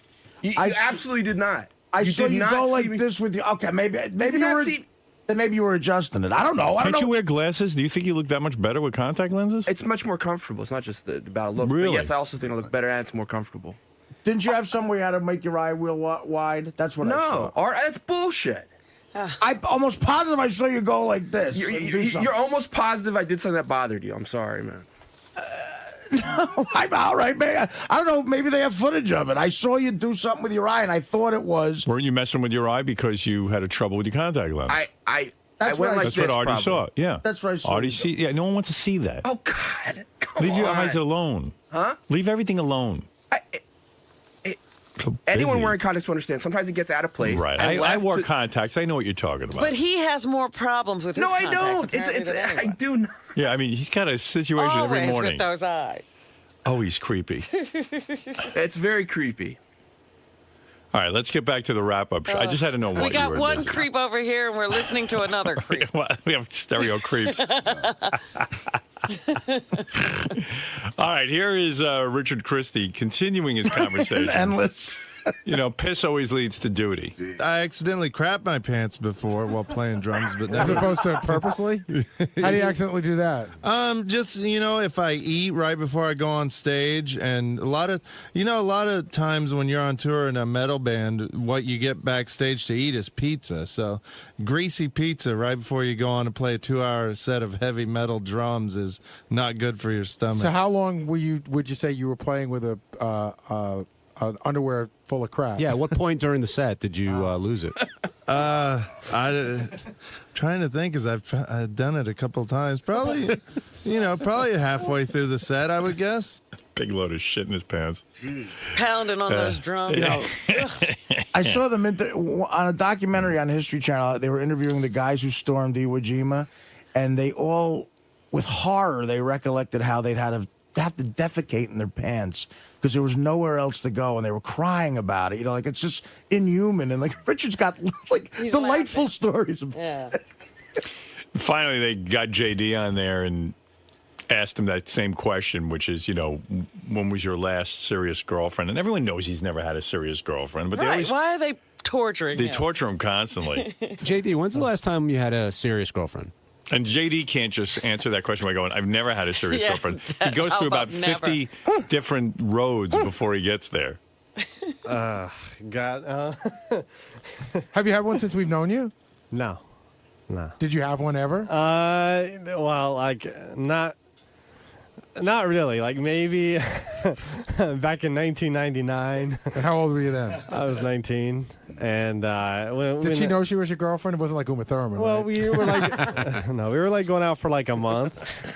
And, a month? Yeah. That's your longest term relationship? Yeah. What happened? She found out they were going out. Well, some cop hit on her at the video store we worked at, and she dumped me the day after my birthday. Oh my God! Oh, I know there's an angle that kid can take to become famous or something. He's close. I mean, I don't know. I don't even believe she went out with him for a whole month. What do you think of that? I don't even believe Did he that. bang her? Does he bang her in a month? I don't think so. No way, right? No. I think he thought it was his girlfriend. JD, did you bang her? He's one of those kids like who in high school was dating a chick from Canada. JD, do the talons have feathers? Did you bang that chick? You never f- a girl. No. Of course not. I So know it. that's not even a serious girlfriend. Well, like we had like one time where I could have, but I think I got like a little too nervous and I sort of backed out. Blew You your load. backed out. Well, I didn't want to like up or something. I don't know. On Dancing with the Stars, Dancing with the Stars got me laid last night. Congrats. Beth was really tired and wasn't going to give me any. I said, we're watching Dancing with the Stars, and she's nodding off. I think we're officially done with Dancing with the Stars. I'll be happy to know. Right. We've decided we just can't handle it. But I said, I've gotten so good at watching it, I can predict what the judges are going to give for scores based on their comments. Oh, great. So I go 999, and she goes, wow, that's pretty good. I go, all right, on the next one, if I get it right, you have to bang me no matter how tired you are. She goes, go ahead. I go, boom. 889. 889. I get it right every time. I know exactly what they're going to say. So.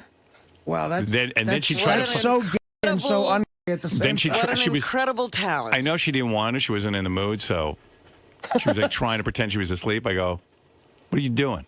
I said, what about me getting late? She goes, oh, so tired. I go, you know why you're tired? She started doing yoga. Uh-huh. She goes like to the most advanced class, hour and a half of yoga. I go, you're going to. Yeah, yoga is ridiculously hard. And she goes, oh, it was nothing. And I go, yeah, well, you're gonna. Now she's so sore. So I go, all right, I'll give you a massage. And I start massaging her, and I became massage boy last night, where I go, I'm a masseuse who's inappropriately touching the customers. Yes. Right. You're under the towel. And that seemed to get her going a little bit. I had to put a lot of work in, though. That's the gayest way I've ever heard a guy bang a hot chick. Yeah. Well, listen, you know what it's called? Foreplay. What, the Dancing with the Stars? No, the massage boy. Oh, well, that's... That, he says, is all right. It's just the 889. I mean, guessing the scores. That's why I bring it up. I didn't think it was particularly mannish, but who cares? Sometimes you got to be a girl to get laid. Yeah, that's. I'm just telling JD that. I want to know Sometimes you how got to do far girly things. How far JD got with? Like, what do you mean you backed out? Like, It's like first base, and then. So you were feeling her tits? No, first base. First base is kissing. Well, no. I felt her tits. No, you didn't. No, yeah, I did. Shut up. You're lying. I did. Through her clothes or under the clothes? Under the clothes. How did you back out? Like what? It was just, it was just so awkward. And Was she a real pig? He means the door, Artie, not her. No. Was she gross? What was she on a scale of 1 to 10? Like a 4? No, I mean like 6. Really? Yeah. She wasn't fat or anything? Like, no, not fat. Like, I mean, she wasn't like, like. Did she did her belly hang over her pants? No. Yeah, because I mean, listen.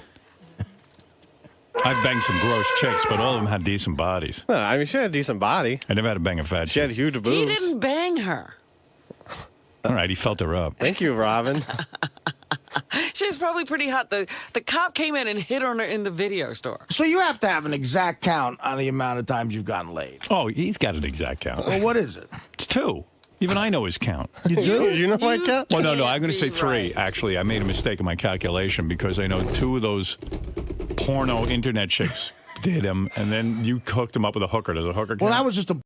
No, see, I'm up to thinking... Right, JD? I think that was just the Nobu chick.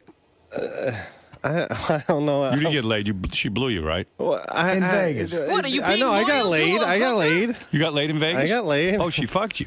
You told us you only got a blow. That was quick, I man. did? He missed half the appetizers.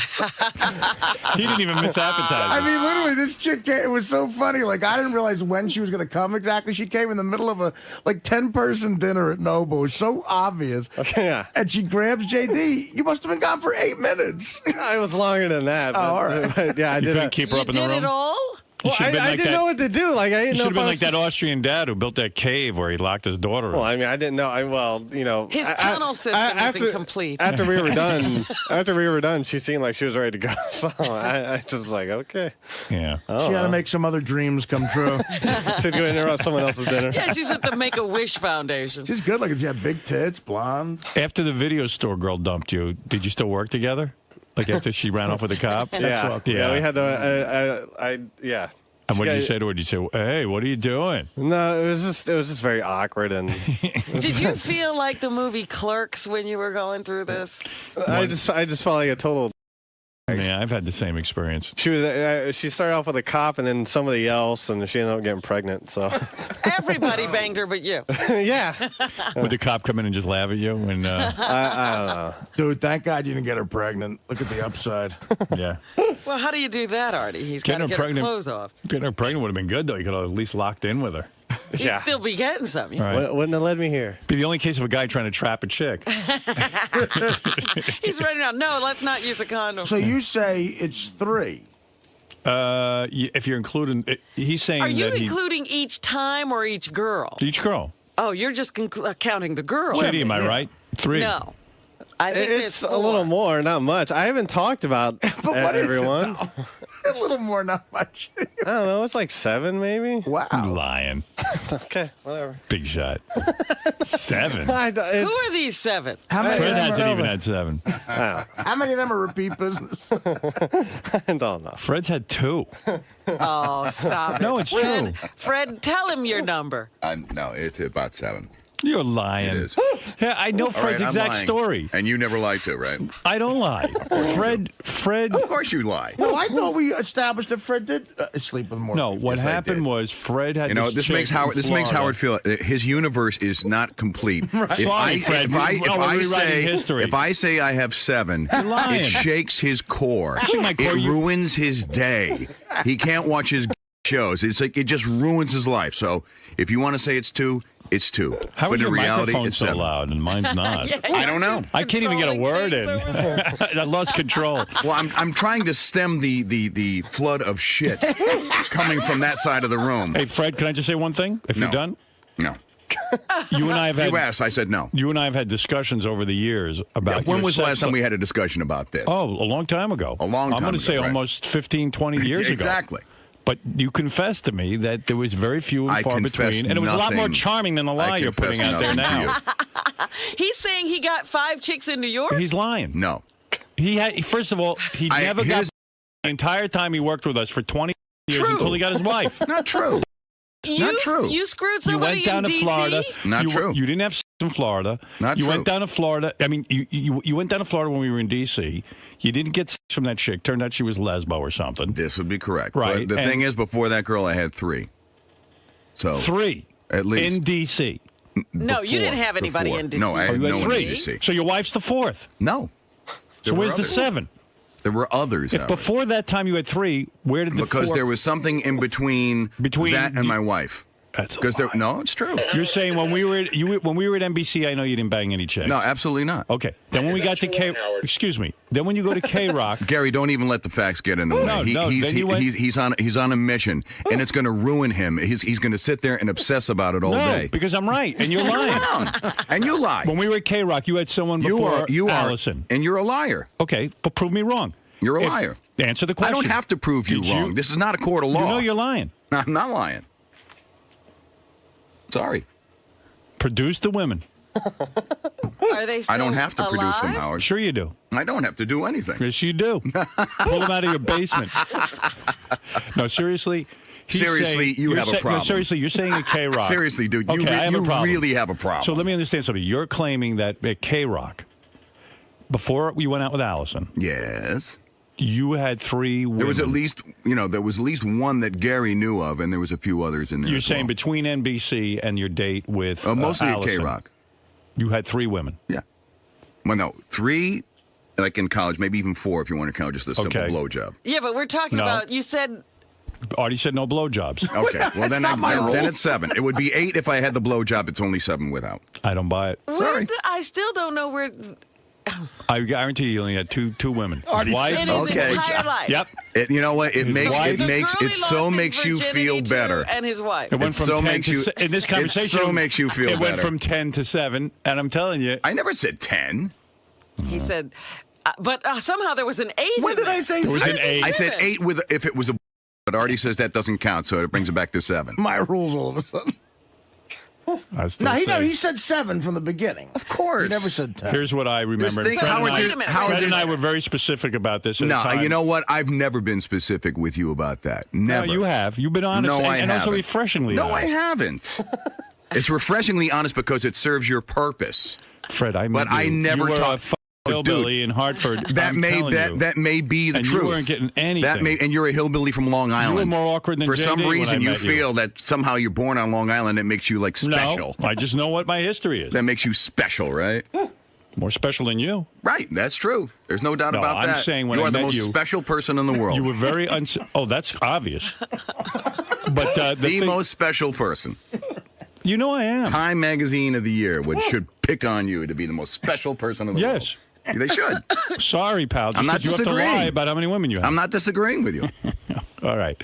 You had 7. Okay, I stand corrected. Sorry. It contradicts everything you've told me. It ruins your day, and I'm sorry. No, that I it's found it ruined your day. refreshingly honest. Well, I've had 9. Ha. No, I know you've done very well. I haven't done very well. You've done terrifically I'm honest well. about how I did. Yeah, you're honest. You won't even tell anybody on this show who the famous women I are won't that tell you, you I'll tell you how many I banged, but I no, won't you tell got to the tell us who they are. Why? Produce the names. Because it would hurt them. Produce the names. No. How would that hurt them? Would it really I hurt them? Produce the names. Of course it would. Who'd want to be known for banging me? Oh, come on. That's a career. And Come on. What's her name was proud of it? Who? The one who just got picked up for the DUI. It would ruin careers and marriages. Oh, how is it going to ruin anybody's career? Wait and see. Stop. Anyway, no, Well, I was lying about all that. You be bad for their Can career. I tell you the truth, Fred? It would help their career. You busted me. I was lying about all those women. You're right. No, I think no, you're right. No, I You're think right. you were refreshingly No, honest. I was lying. Now you can admit No, you're I lying. think you were refreshingly honest. You were in a moment of candor on the air. You Robin, told everybody. You unloaded. he's being you told childish. the world. This is a vicious conversation. I know. I just. Robin, you were in on some of those discussions. Do you remember hearing about 7? I certainly don't remember that Thank kind of you. volume. Yeah, that's voluminous. Yeah, but you were married, and Robin's a girl, so Right. Yeah, I'm not Gary, gonna be- would Wait a minute. Gary have known? Now, No. we can document. He said, we knew him in Washington. Not one girl in Washington. True. Not one girl in 3 years at NBC. True. He only had 3 up to that point. Now, Right. you're telling me all of a sudden he produced 3 women who would have sex with him? Those are 3 new before women. Allison? And we heard about that's all news to me. Yeah. Good. So you're firmly in Howard's camp, probably? I know she is. She knows. Of course, because it ruins her world too. Why would it ruin my world? I don't know. I don't know. We You guys were wondering why live in you this. weren't You guys taking live in this advantage. goofy world. How is he louder than us, Robin? I don't know. What happened? I was hoping you'd drown him out. You can't this It's not morning. going to Not work. this morning. What Not did you gonna do, work. Fred? Did you sneak in here Yes, and I raise did. the level? I got tired of that microphone level being faded down. I fixed it finally. I should fix you and fade you down. Wouldn't be the first time. Whatever. I'm happy if you got laid 7 Thank times. you. Really, honestly. See, that's great. See, that would be a bro. The other thing is, no, you didn't. No, you didn't. You're a dude. All right, let's take an intermission. And he got laid last night. Let's take an intermission from Fred's lies for a second. JD. And go to JD's live. No, we'll go back to Howard's Not lies. my lies. Did you say you had 7 also? Yeah, he's in the big 7. 7's the number. It's the lucky number. Fred didn't want to have less than you. Before anybody starts throwing stones over that side of the room, it's like, let's hear about Jim, okay? What about Jim? Sorry. There you go. Nothing's going on, right? Nothing's going on. What are you talking about? I don't know. I don't even know what he's asking. I agree You know with what I'm him. asking. I agree with him on this one. You know what I'm asking. What is the question? All of a sudden, no. I don't know. What Wait a number minute. is Wait a Jim? minute. Wait a minute. 5 minutes ago, she was very clear and clear. Now she can't. What is Now the she doesn't know what I'm question? talking about. What is the question? The question is, what's going on with you and Jim? You know what's going on with Are me you in and Jim. love? She's going out with him. Oh, But are you in God. love? Oh, we're back to that's that. Yeah, we're back to that. She doesn't want to reveal. Okay. All right, so you've had 7, and JD claims he's had 7 women. There you go. Are they the 14. same JD, 7? That's I'll the turn to you. Are you I just want to go down now as being a straight dude. Are you lying? I'm not lying. Okay. I wouldn't lie. So you're Are saying, you saying 7 times or 7 women? 7 women. Who are these 7 women? And how old are you? you know what? I'm 28. gonna have Steve Langford investigate Fred's Yeah. number and your number. Great. Oh, That's all I God. need. And then I really don't need that. Jim Florentine. Steve Langford will get to the bottom of both That's of the you. assignment that's going to get Steve Langford killed. Steve better stay home today. But at the age of 28, JD, you would remember, the chick. Listen, not exactly all of my situations have been. Yeah, they're been sort of shady, possibly. So I can't really What get is into shady? it. Oh, that's right. He fucks some married chicks. Well, Or are you talking something worse, like rape? No, Yeah, not, really. no, no, no. What's shady? Well, the sixth time, I went into her bedroom and chloroformed Were her. I haven't roofies raped involved? anyone. What's going on here? He banged some married women, and he's all embarrassed about Women or Is woman? that true? How do you know that? it. I He know, told I us heard. one episode. Okay, we don't need to get into all this. How did you get a married woman? It's just we don't need to. Yeah. Who are you, James Bond? No. You know It's what? none of our wives, is I've it? actually, I probably. That's the reason he's not talking. All right. Oh. Have you been banging Doug Goodstein's wife? No. That'd be great. Marlo, come here. Doug's away. I know it. He's shooting at scores. Nice pull. No. So there were a couple of those incidents? I don't know. Yeah. Stud. I guess.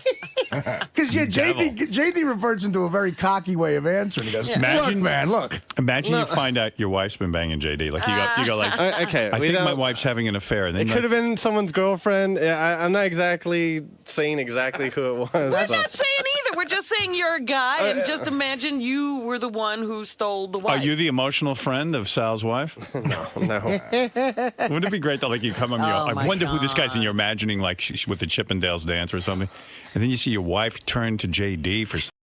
That's when you ask for directions to the nearest cliff and proceed to jump off. Now. Which is worse, the Chippendales dancer banging your wife or JD banging? Actually, your wife? I'd rather JD. Me too. I don't know. The Chippendales dancer would piss me off. You're back with Dana. You know how you are with Dana, all right? Oh, God, what an awful scenario. Some weird thing happens where you start to get suspicious. You hire a private investigator, and you're envisioning Anthony Pellicano. Yeah, and you're envisioning some kind of hot stud, fireman or something. and all of a sudden the pictures come back, and JD skinny ass is on top of your girlfriend. Now, what do you think? All right. You know, in Animal House when Belushi sees Flounders. So you'd rather have JD banging your girl than Yeah, in a way, because God. f the Chippendale. Who needs him around? Yeah, maybe you're right, JD. It's better for you be banging my girlfriend. Yeah. Thank you, I think. I don't know. Bill, you're on the air. Hey, Howard, how you doing? All right. I have a question for Fred. How come he's so pissy this morning, brother? I am? He's out of control. You're a loose cannon, man. I mean, the time How of the so? month. I mean, you're lashing out. Menopause. Am I lashing out, really? You really are, honestly, and I love you. Am I lashing out with you, sir? You probably will as soon as I get disconnected. Fred, do you mind yelling at him in the Herman Munster No, voice? I don't really want to yell at him. I have no reason to yell at him. He's asking an honest question. No, you seem a little agitated, a little more than usual, and I'm disappointed in you. Oh, I'm sorry. All right, love you guys. Take I'm care. sorry. Hope it doesn't ruin your day. Disappointed. Hope you can go to work today. Honestly, Fred is, I think, exaggerating that number, and Robin agrees. Okay. Well, you know what's interesting? For a guy who had 7 women, he's awfully angry. Yeah. There goes JD. Awfully angry. He left the room. Well, when he can escape, he will. JD. Yes. When you're in there and you're getting asked extremely personal questions like that, and you're forced to very much think on your feet, do you feel the need to sort of embellish or lie, or are you being completely truthful? No, I feel the need to not lie, and I'm trying to work my way around not lying. Trying to be somewhat truthful, but whatever. But at the same time, not reveal too much? Yes, exactly. Do you agree with Fred that Howard doesn't like to see other people happy or successful, that he likes to beat them down? Oh, I don't know. On the air, maybe. Off the air now. But where do you think that comes from, that he's so skeptical of how many women both of you have slept with? I mean, look at me. I mean, come on. I wouldn't believe I've slept with one woman, so that's just me. I've been with you several times when it seems like you're doing very well for yourself. Thank you. Appreciate it. Keep it up, stud. Try. All right, bud. What's up, dude? Fred, after all these years with you and Howard being together on the air, why won't he believe you? Why? You said he seems to take pleasure in knocking you down. Well, just all I can say is watch every Howard TV episode, watch all the shows on E, listen to all the radio shows, And you can see that Howard has a gift for making people uncomfortable and creating interesting programming for people who like to watch and like to listen. But you're an honest guy. You've never been, your word. I am an honest guy. I'm also a very private guy. So it's like one of those things. Look, I'm not pretending to be Warren Beatty by any stretch of the imagination. I'm not. I have nothing to brag about, and I'm not bragging. See, that's the thing. I'm not bragging about the whole thing. But it's like it's a funny thing. It's like it's finally when you finally decide to be truthful about something. It's weird. It's like if people call you a liar. What are you gonna do? Right. There's only so much you can give them back. Exactly. So what can I say? Well. So, anyways, let's hoping other people out there learn from my mistakes. We believe you, Fred. Hopefully somebody does. Thanks, man.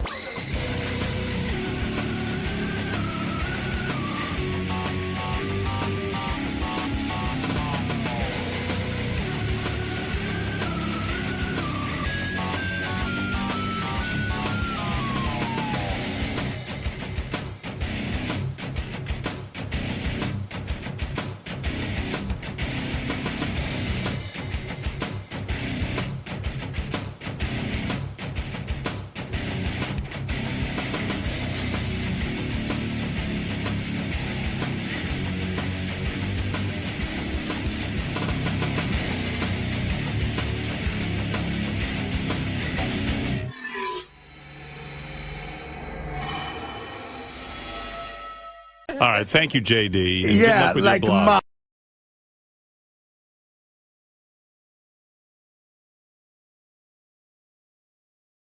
You're becoming a veteran, man. All right. It's awesome. This time it's about the book. When I said I was going to be writing it, I wrote it, and got a lot off my chest. I feel like a different man. It's called This Is Gonna Hurt, right? Yeah, it hurt. But let me tell you, it was a little therapy that I was able to release to all my fans. That's pretty cool. For sure. So excited to, sort of get inside the book with Howard and...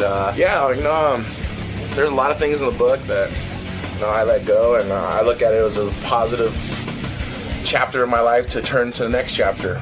With my parents and everything. My mother did a lot for me, giving me a second chance in life, and in the book it talks about it. Been through a lot of horrible things, and there was 3 choices: dead, in prison, or where I am right now. I'm at Howard Stern, so I guess I've been doing pretty damn good. So I guess I did make the right decision. Cool, man. We'll see you inside in a few minutes. Awesome. Tito Ortiz is here. He dates Jenna Jameson. He is a UFC fighter, you call that? Ultimate Fighting Champion, right? Yes, sir. But I think he's sick of the UFC. He doesn't get paid enough money. I don't think he likes the management anymore. No. Look at this guy. He's businessman today. He's bigger Here's than a ever. Suit. You look like a businessman. Yeah. What's going on with you? You're like businessman Tito Ortiz. All right. Well, I do own a clothing company, Punishment Athletics, so, Is this one of your suits? Yes. Let me see. Stand up. Let me take a look. Model this. And what's on the tie? Punishment. Wow. You look Pretty good. nice, huh? Thank you. You designed clean, that bro. suit? Or you just pay someone to design that? Both. How you doing, man? Really good, man. Really good. So you're quitting UFC. Is that suicide, career suicide? Or No, I'm not quitting. I'm just moving on to a bigger and better company, I guess you can say. Is it the one that's doing the CBS television fights? Possibly. That's one of those ones that no one knows the information yet. Your point about fighting is that you guys are pulling in the kind of numbers boxing used to do on pay-per-view. Yes. And then when it gets time to be paid, the fighters get very little percentage of the money. Probably about 3%, maybe, if we're lucky. Your point is that Mike Tyson used to go on pay-per-view and make, I don't know, how many millions? 25, 30 million. And you're not looking for 30 million, No, but you're I'm saying just if I looking can... for a fair cut, If you can generate 30 million, maybe you'll get 10 of it. Exactly. So what do you think the average... now that Ultimate Fighting is even more popular than boxing, I would say, and you're one of its biggest stars, how much do you think you should be getting per fight? It ranges. A percentage of 10 to 20 to 30%. Just a fair share is what it deserved. I think. What'd you get paid for on your last fight? $210,000. 210. Yes. And the guy you fought got 210? No, I think he made maybe 25,000. I'm not 100% sure. 25,000. And how much do you think the fight generated? I don't know. Hopefully we hit 1 million pay-per-view buys. I'm hoping. 1 million pay-per-view buys. So how much does it cost for a special? About $50. $50. Yeah.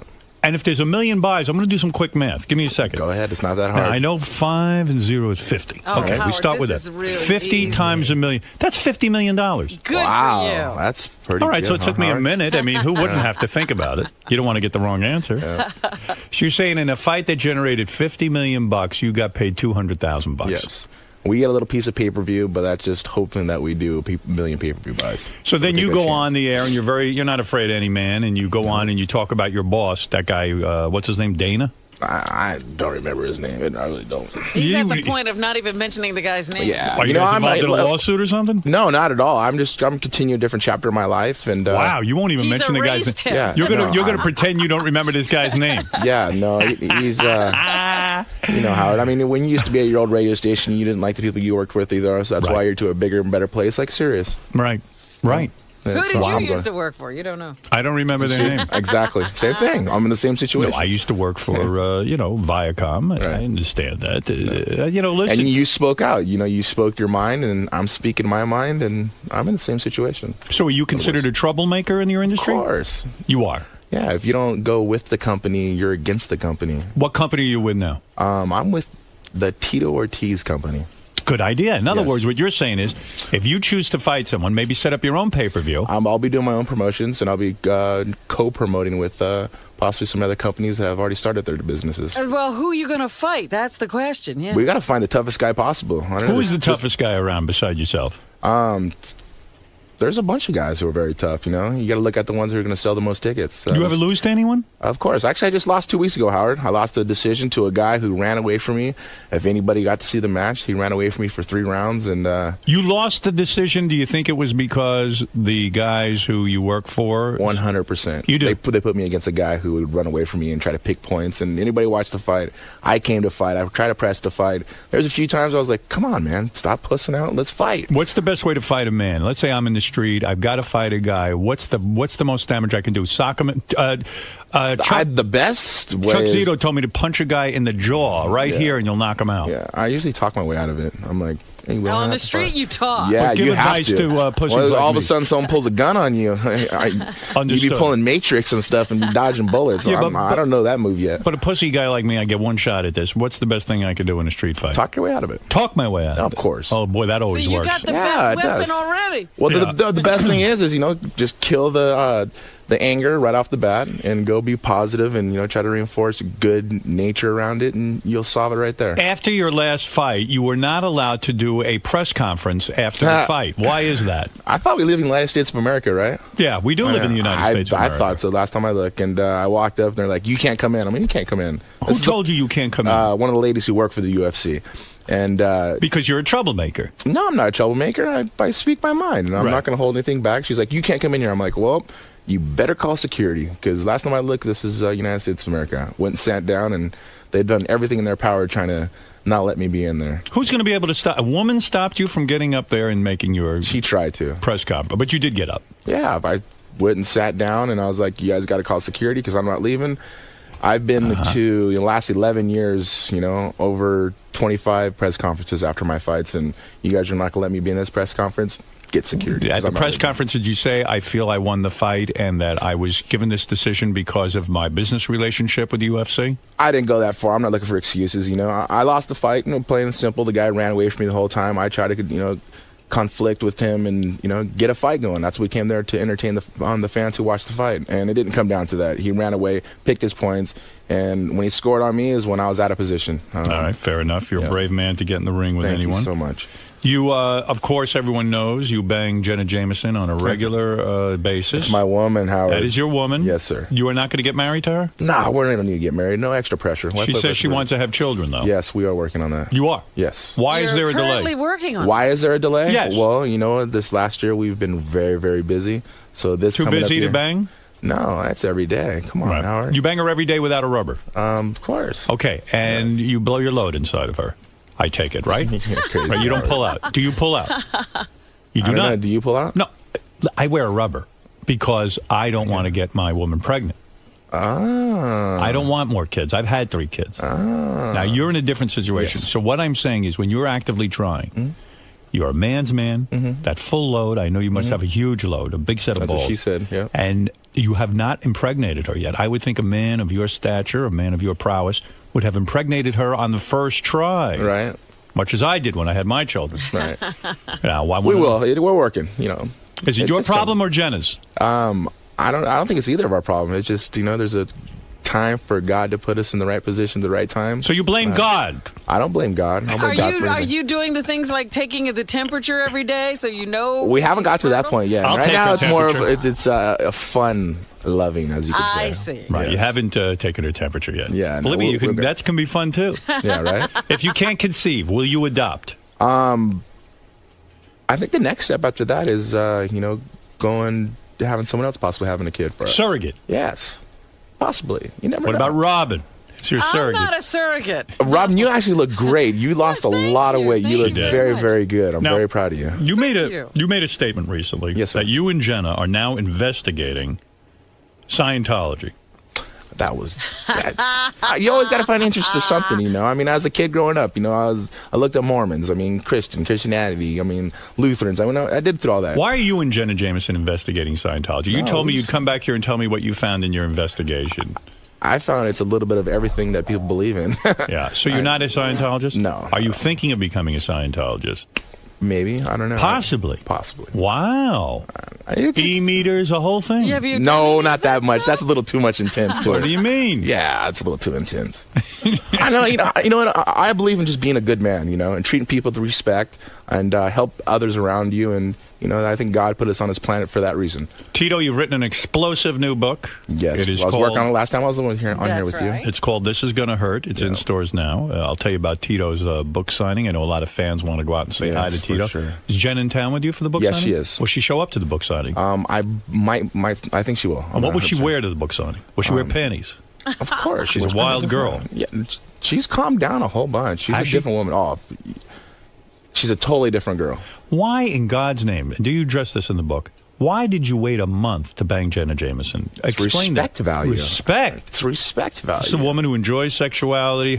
You can respect a woman and bang her on the first night. Yeah, but it's a big difference, man. He wanted to be different. Different. Yeah. Different. Yeah. That's what they say every day, I guess. I don't know. never want to be different. No, with me, it's a big respect value, and I respect her a whole bunch. Did she think you were gay because you did not have sex with her? I hope not. Jeez. It probably was made I her gay? crazy. I'd be the toughest gay guy in the world, that's for sure. Wow. Why, you don't think there are any gay men in the UFC? Of course there is. I think that one guy who I don't like might be gay. Oh, wait, he's married. My There bad. you go. So you're wrong. Okay. Yeah. All right. So you say in your book, too, you cheated on your first wife. Yes. You did. You admitted that. Yes. That's not an easy thing to admit. It was, when I wrote this book, the reason was I had a lot of skeletons in the closet, a lot of built up aggression towards my parents, and it was time for me to get my therapy out. Why the aggression to the parents? Because, at a young age, from the age of 6 to about 13, seeing them using heroin and being around gangs and the stuff that I got subdued to at a very young age, I shouldn't have been there, and I had a lot of anger towards my parents because of what they put me through. And my mother wrote me a letter when I was 25. She actually took me away from my father, and we moved back to Huntington Beach, and she got clean. And that's when I got back into wrestling and stuff, and that's what saved me.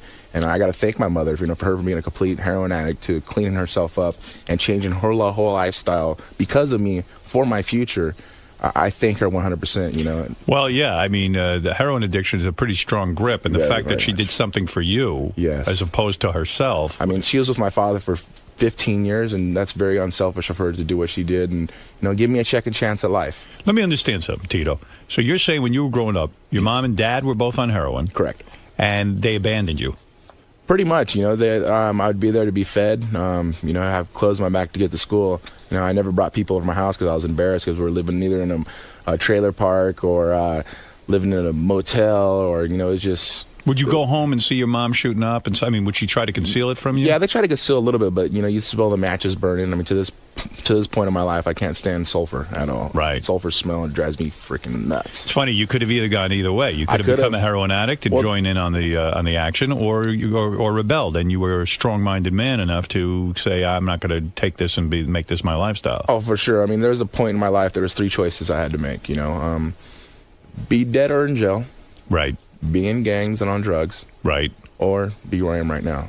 Well, I'm sitting here in Howard Stern Show, and I've came a long way in my life. You know, I'm certainly did. living the American dream. You know, I really. People say that you're destined to greatness when you are. Well, no, you take choices in your life to make those destinies happen. So your father, you don't have a relationship with? Actually, Howard, I spoke to him about 5 months ago, the first time in 6 years. Why do you think he got in touch with you? I got in touch with him. I see. You had told him, no way I'm being in touch with you. You wrecked my childhood. Yeah, it was just, I had a lot of hatred towards him, and it's time to really suck it up and face your anger and face your demons. And, I went and sat and talked to him for about a good 3 to 4 hours, and, Did you ever beat him up? He quit on us. He quit on us. Did you ever beat him up? Never. Never punched him in the face? Never. You wanted to? No, never did. Think that's why you were a great fighter? You were really punching your dad and your mom I in was the a great face? fighter because I have my older brothers, Marty and Jim and Mike, who used to beat my ass every single day. In a way, if they beat your ass and you fight back, you become a great fighter. I remember my brother Marty, asking him, I'd be crying, "Why do you beat me up for?" He's like, "So you could be a tough kid and you take care of yourself when you get older." And I was like, "Gee, what a nice guy." Thanks a lot. Yeah, I think they're But now I look at him now. Look at now. One of the baddest guys on the earth. So I'm doing something right. Yeah, well, I suppose, but that's a painful childhood. Now, did your father's clean now and all? My father is clean. When I spoke to him, he looked awesome. He looked really, really good. My mother's been clean for, almost 16 years now. And they're Do you both take doing care great. of your parents now? I don't take care of Financially? No, I don't. I take care of my ex-wife and my son 100%.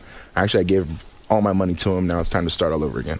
No kidding. Yeah. When you say all your money, you mean half your money. No, I mean everything. You gave him everything you owned. Everything. It's my son. I want to make sure. And, I have a great ex-wife. Her and Jenna are really, really good friends. We actually had our birthday party. Could for never my get son them in this bed week. together? No, I wouldn't want to do that. You would never want to be in bed with your ex-wife? See, people are so Jenna? used to, you're Jenna Jameson, the porn star. Right, you must she be brings having a home porn girls to life, you. And, But Tito, but I know there's- Jenna, and I got to tell you something. She does love women. Not And men. anymore. She's a different woman now, Howard. She I'm telling doesn't you. want to be. But wouldn't She's you in a want different that? chapter of her life. But wouldn't that excite you No. if Jenna was the girl who brought home a girl I'm once in a while? selfish. I'm selfish. You ever I'm go to- very jealous, too, so I'm very selfish. Do you ever go to a strip club with her? We've been a few times. Okay. Does Jenna mess around in front of you with the other girls? No, not at all. You're kidding me. No, I don't no. buy that. Yes, I'm serious. You're telling me that. We live normal lives, man. We're normal people, Jenna, like I said, she went to a different chapter of her life now, and she's Wow. over the whole porn thing. She's retired. She's done, and she wants to start a family and, do the right thing now. And she's an awesome woman. Of course, Howard, you do know her. And I like Jenna very much. Yes. I just would insist that she bring a girl home once in a while. I'm not going to be in a relationship with Jenna if she's not bringing a girl home once in a So while. you wanted to be in a relationship with the porn star Jenna Jameson? Yes, I do. I think When I Tito first met her, I wants thought the same thing, too. But then Really? that was one of those things to have sex the first night, it would have been over. Do you See, think, though, she has to act like a super prude now because she was a porn star? In a way, she has to, go the opposite way to prove to you? Now all of a sudden, she's a Mormon. No, not at all. You got to understand. I mean, She still wears hot Jenna's outfits. a totally different. She's a hot outfit. She's a beautiful ass. Was I she? mean, she's Was she still beautiful walk girl. around? Was she still walk around naked for you Yes, and let of you course, look all the time, of course. Was she masturbate in front of you? We have fun, dude. You do? We're very colder with everything with each other and only with each other. Oh. We I don't have know a how I fun feel time. about that. I gotta It's think beautiful about love, I mean, we've been together for 2 years now, and Howard said, you're going to last maybe a month or 3 at the most. I did. So She it's still does oral, though, right? She's not against that.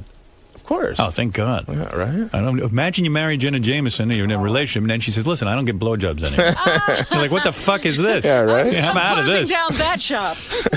I mean, for God's sakes. Well, this is exciting. You got a book. You're The book's doing really good, too. I'm really happy because it was like the opposite side of it. People are so used to seeing the fighter guy that gets in the octagon and the mean Huntington Beach bad boy flipping people off and doing that. It's This is kid the real who grew you. up.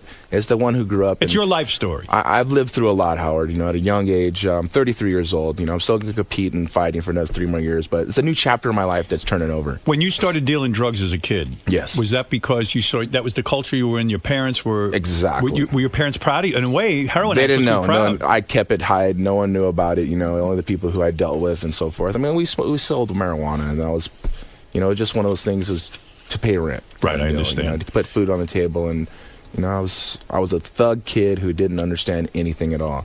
I learned everything I learned on myself. How'd you get into ultimate fighting though? Like, how did you make that transition from Well, thug kid? I wrestled in high school. I Right. wrestled in college. When I got into college, there was a guy. Got into college because of wrestling, right? Of course. I went back to school. I wanted to get educated, and my biggest thing was to be a high school teacher, a wrestling coach. Right. And I wanted to help out with kids. I thought kids were there's teachers who helped me when I was in high school, so I was like, oh, here's my chance to kind of give back. Right. And I started fighting with actually Tank Abbott. I was the training partner, and they made a new weight class in UFC. That was the very beginning, and it was 199 pounds. I wrestled. Probably got paid nothing in the beginning. And got your I ass fought for beat. free. Right, but I'm saying it was brutal, even more brutal, Actually, right? I didn't really get hit until like the third, fourth year in my competition because I was so dominant. You got a nice set of teeth. Are those real? Of course. They are? Yes. You've never Nobody's had a tooth knocked those out? out. No. Unbelievable. I'm bobbing and weaving. I'm like, you got to move out of the way a lot of Will you positions. know, like Rosie O'Donnell was saying, in show business, you got to know when to get out. In ultimate fighting, you got to know when to get out. Oh, of Will course. you know? Oh, 100%. When I start slurring my words and until that time, I guess you're too late. But, I don't get hit that much. So, I mean, there's a big factor that happens there also. I still have about 3 more years left of competition left in me. I mean, I am 33 years old. When I'm 36, I'm going to be done. Time to get out. Yeah, I'm just signed with William Morris at the beginning of the year. So the theatrical side of it is another, chance of me doing that. That and promotions also. All right. Helping other fighters come up and making the next Tito Ortiz. You've had bar fights? When I was 19. What did the other guy look like when you were done? I choked him out in about 25 seconds. Oh. Wow. Yeah, well, I'd never assault anybody. I used to be a security at a nightclub, and all the bouncers there knew me for, stopping everything really quick. And I never laid a punch on anybody. I would just snap them down, front headlock, choke, and What's the best martial art to learn if you're a kid starting out? Wrestling. Wrestling? 100%. You mean just high school wrestling? High school wrestling. It'll teach you dedication, teach you sacrifice. It teaches you the hard work. What about this Gracie Jiu-Jitsu? I shouldn't be taking that? It's a big difference. For a kid who's just coming up, I think wrestling really teaches the whole realm of a sport, Right. It teaches individualism because they're doing it by themselves. When you were wrestling, did a guy's penis ever slip out of his jockstrap while you were wrestling him? Never. Thank God. Yeah, Right. no, thank God, right? Tito that will be... happened to you, obviously. I know. That Howard. happened to me, and it landed in my mouth. That's what she Tito, said. it was terrible. When's the last time you begged Jana? Jana. I don't know, Howard. You got to use your imagination on that one. She's a wonderful girl. You always try to pull the best out of me, and I almost give in a little bit just because you're Howard Stern. Will Jen ever put a finger up your ass? I don't know. Do you like that? You want to know something? It's not my thing. I tend to clench up. Really? I'll be honest with you. I did too. You do. You don't like it. No. It's not your thing. You're not that crazy, are you? No, I'm pretty crazy, but not that crazy. You're pretty conservative sexually. No. No. No. What the hell are you doing? Yeah, right? I got that great montage Kama Sutra. Look at you. Tito, I wish you luck with the book. It's Thank a you so very much, honest Howard. book, and I appreciate you writing it. This is going to hurt. It's in stores now. Pick it up. Do guys ever come up to you at book signings and want to punch you out? Like, go, hey, come on, man, let's go right now. Let's go. Let's go. See, Howard, once the anger comes about, you bash it down with complete kindness. But there's some maniacs out there who just want to go right at it. When they stand next to me, I mean, you're a big man too, Howard, and they kind of get a little intimidated. They're like, all right, Tito is a big guy. Are you big in the pants? You would almost have to be with Jenna because Jenna's I got big seen hands. it all. You got big hands. I got big feet. You know what that means? Big gloves and big shoes, right? It'd be great if Jenna was afraid of your penis. Then you know you're a real man. Oh my God! It doesn't fit. Jeez. Now, what good would it doesn't fit do? Wait, there's somebody who wants to challenge you. Howard has that problem, I know. Oh, no. Never had that problem. There's a fighter on the phone who wants to challenge you. And I think this would be an excellent... Telephone tough guy. All right, let's talk. Go ahead. Hey, Tito, how are you? Really good, my man. All right, now... I want to challenge you in a fight. Whoever wins will fuck Jenna Jameson. Oh, my goodness. Well, great. You mean Jenna would be the I got a prize? bigger dick than you. You're a pussy. I know I can fight you in the cage. All right, high pitch. Gay Ramon, you're on the air. Go ahead. Yes. Hello? Yes. Gay Ramon. Hey, oh my God, Tito, I'm a big fan of yours. Hey, have you ever had your asshole eaten out by another man? Tito doesn't go that way. No, I don't go that way yet. Do you think about Tito when you're with when you're? Howard, I have fantasized. He wouldn't be the only man, that's for sure. Are men attracted to you, Tito? Yeah. Yeah. Has a man ever hit It's on cool. you? A couple times. Couple of times? Yeah, it's not a big deal. I have actually a lot of gay friends that are friends, and I don't swing that way ever, never, ever even a thought or anything like that, but you gotta be respectful towards people. Gay Ramon, can you finish right now listening to Tito's voice? Oh my God, I fantasize him beating the shit out of me, Howard. You like that? What, Artie, where are you? Yes, go ahead. Yes, sir. I fantasize about Tito beating the shit out of Gay Ramon, too. You're horrible, Artie. All right, listen, go see Tito. TitoOrtiz.com is the place to get all your Tito information. Yeah. And by all means, get the book, This Is Gonna Hurt. It's in stores now. Tito, great, always seeing you. Yes, Send but my I'll love thank to you. Jenna. Of course. And I mean all of my love. I You gotta know say, I am his with book, as someone who struggled with heroin, Yes. It's so hard to break from that, and I think if my mother did that for me, that really is like that's a touching thing. And it was really hard for my mother, to accept that because all of her friends don't know nothing about the past and the history. They know nothing about. And I told my mom, you got to understand, Mom, there's a lot of kids who are lived the same type of life I did. Now I want to think they have a chance to live. You know? Right. They look at Tito, they see, oh yeah, the guy who's a fighter, a champion, driving around nice cars, beautiful girlfriend. But they don't see what got me there. Right. And now they see they have a chance. Well, maybe they have an opportunity to do something like this in life. Book and is somewhat inspirational. Yes. All kids, please listen. Go to school. Getting educated is the number one thing, I believe, 100%. You bet. Max, you're on the air in Portland. Go ahead. Hey, no, Howard. Hey, no. Hey, Tito, why can't you admit that Lyoto Machida was just a better fighter that night? He was a better fighter that night. I never didn't. I mean, look admit at it at all. look at the pictures on the internet, bro. Your face is all fucked up. Really? Oh, yeah. I only got like 5 stitches. I was fine though. Which fight is it? The one you're talking Yeah, about? the one I did. I just lost last week. The guy ran away the whole time. People will watch it. They'll see. It's cool. I fought. I came out. I fight, and he didn't want to fight. It was fun. It was just an opportunity for. When Dana this guy to hold me says your down. face was messed up, is he lying? I don't know. It's been a week, Howard. Do I look pretty good? You look pretty good. You don't even look like you were in a fight. Travis, you're on the air in Las Vegas. Go ahead. Yeah, I totally disagree with that last caller. I thought Tito won rounds 2 and 3 against Machida. I mean, Machida fought his fight, but Tito's still a beast. He about choked him out at the end there. Yeah. And Tito, I got to correct you, and I'm an honest guy. I think Luita won the match, fair and square, I believe. I did have that triangle at the end, almost got him, but for him running away, this is ultimate fighting. This is fighting that really, it's a one-on-one competition that they need to compete against each other, not get 1 point and run away. How Machida is doing, and I think I let a lot of fans down by doing that. But I appreciate your support, man. Trevor, go ahead in Bakersfield, California, with Tito Ortiz. The book is called "This Is Gonna Hurt." Bakersfield. Hey, Tito, I had a question for you. Since everybody in the UFC kicked your ass, what are you going to do? Go over to WEC, maybe become a superstar or something? No, actually, I believe the only person left there was Chuck Liddell, and Machida, the one that beat me. So. Hey, I got to give it to you, but Machida ran from me the whole time, man. Well, there you go. So people seem to generally agree with your assessment. This is not just bullshit. You're believe me, it was, and it was a tactic on the president's part on UFC of give me someone who's going to run and strike, who's not going to stand in front and punch with me. Part of the fun of the UFC is that you guys are just going at it. Yeah, that's what guys buy pay-per-view for. That's why they buy a Tito Ortiz pay-per-view, because they know I'm going to bring the fight when I fight. You bet. All right. TitoOrtiz.com, the book, This Is Gonna Hurt. Thanks, Tito. Great seeing you again. Without a doubt. Come Thank see you so us much. again if you would. Yes, for sure. Tito. So that went pretty That's good. Some heavy stuff, man. Yeah, it's my life. I've lived an interesting life, a very self-told story that I'd either be dead or in prison or here on Howard. And I'm doing something right, so Right, you mentioned that Howard's sort of like a benchmark to measure your success. Oh, for sure. I mean, Howard's the best talk radio in the world, man. So to be here and to overcome everything that you have is... And I look back at my history, 11 years of competition and fighting, but I'm still going on to bigger and better things. And I'm really proud of my book that we wrote, and hopefully a lot of people take something out of it, of an inspiration, and that's the biggest thing of all of it. Cool, man. Well, thanks for stopping by and good luck with the book, man. Without a doubt. Thank you much, guys. Howard Stern.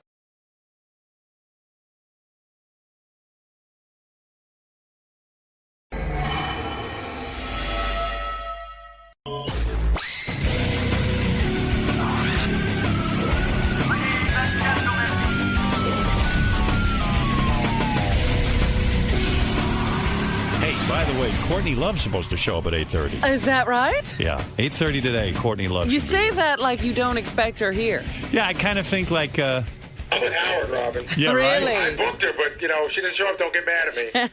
I can't imagine she's going to have it together enough to come in. Well, she's changed her name to Courtney Michelle, remember? She's not Courtney Love any longer. I think it's... No, wait a second. Courtney Love goes on stage.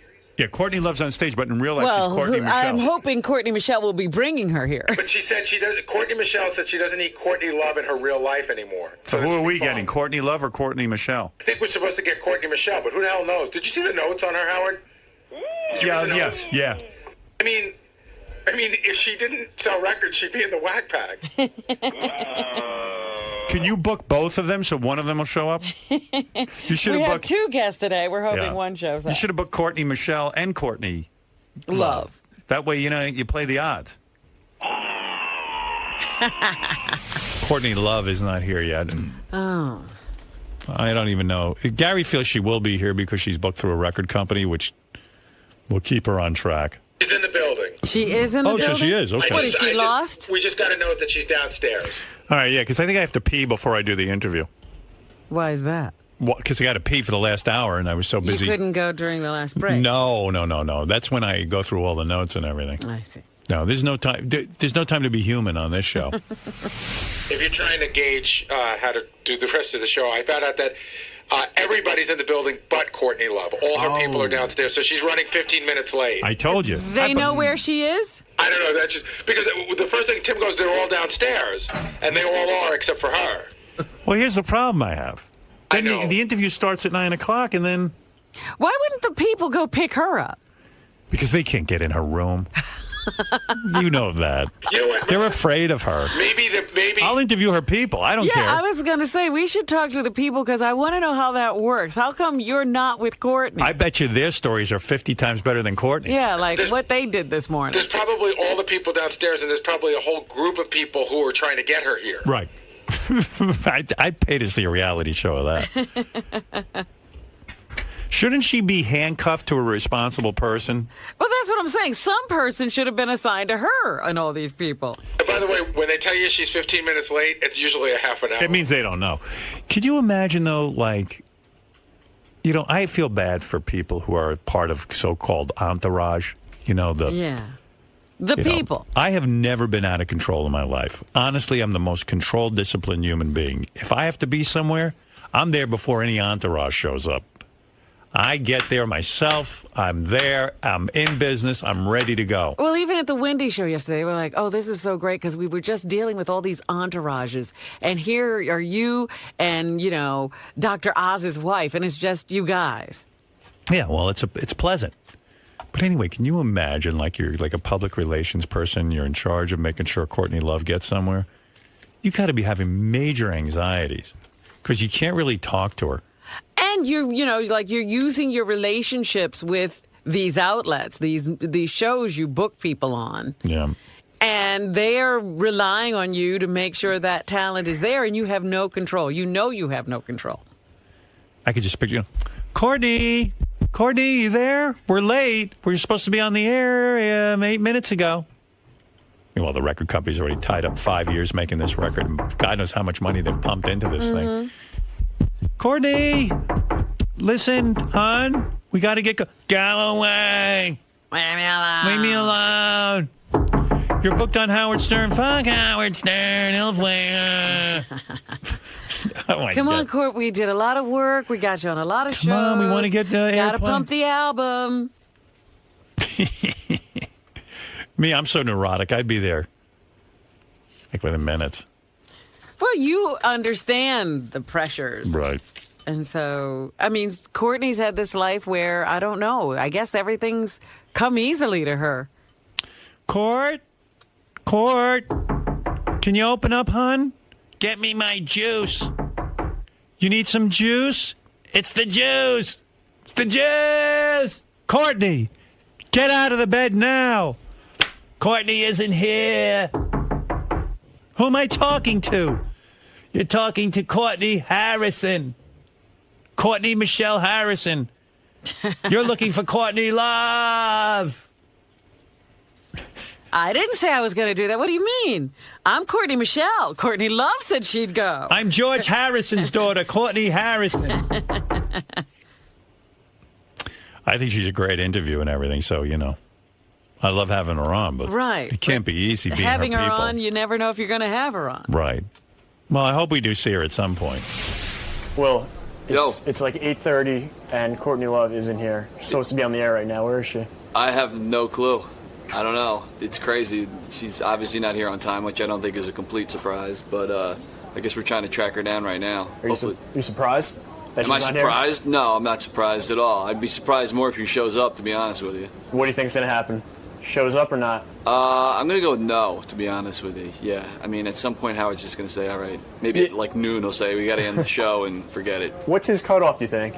How late will he go? Honestly, I don't know, maybe 9:30. If she's not in there by 9:30, it's over. So, we'll see.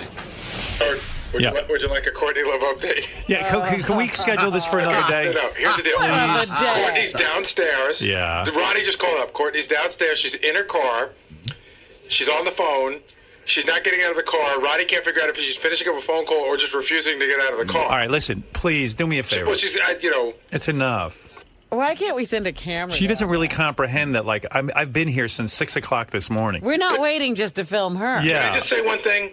Based on the behavior she's exhibited this morning, isn't this the Courtney we want? I know. It's just so rude. The schedule is open tomorrow. Oh, you think it's rude? Yeah, I do. You think it's beyond rude. All right, good. All right, Robin, you want to start the news? Because I don't know when she's coming up here. And then the show will go on for 17 hours. And really, I got appointments and everything today that I kind of have a life outside of here. I can't sit here. You came in to wait for her today. I can't sit here till 11:30. I mean, for God's sake. At some point, you burn out. I've had it. Ronnie, where's Courtney Love? I don't know. She's supposed to be here. I know. 8:30. She's not here yet. She's not here, man. I have no clue. It's not my problem. Are you surprised? My problem is to get her inside. That's it. I don't know where she is. Am I surprised? I'm not surprised at anything around here. Thanks for your help, man. No problem. What's going on now? I would have put Ronnie up himself, but his cell phone was breaking up. This is exactly. He goes, all right, we're in the building, but she's sitting on the floor in the lobby and she's on her phone. Oh, no. Can we get a phone down to her? Maybe that's how we'll do it. I mean, isn't she trying to make like a comeback? I don't know. I don't know what she's doing. This is why a comeback is so tough. I just wonder what it's like to go through life not caring, like that you have a radio interview. Or anything else. I mean, she's lost her child, Howard. I know. But I think you're so right about those other people. It's like you can yell at her, but you can't get mad at her. It's almost like you have to coax her like an animal. Like you have to leave something that she'll follow. Right. They don't pay those publicists enough. I could never do that for a living. Well, they should have the phone on a string and pull it so she'll come this way. Boy, oh boy. But who sits in the floor of a lobby of a major building? I don't know. She does. That's called getting attention, I guess. I thought she had it all together. I think we might have gotten Courtney Love today. Yeah, I don't think that's Courtney Michelle Harrison.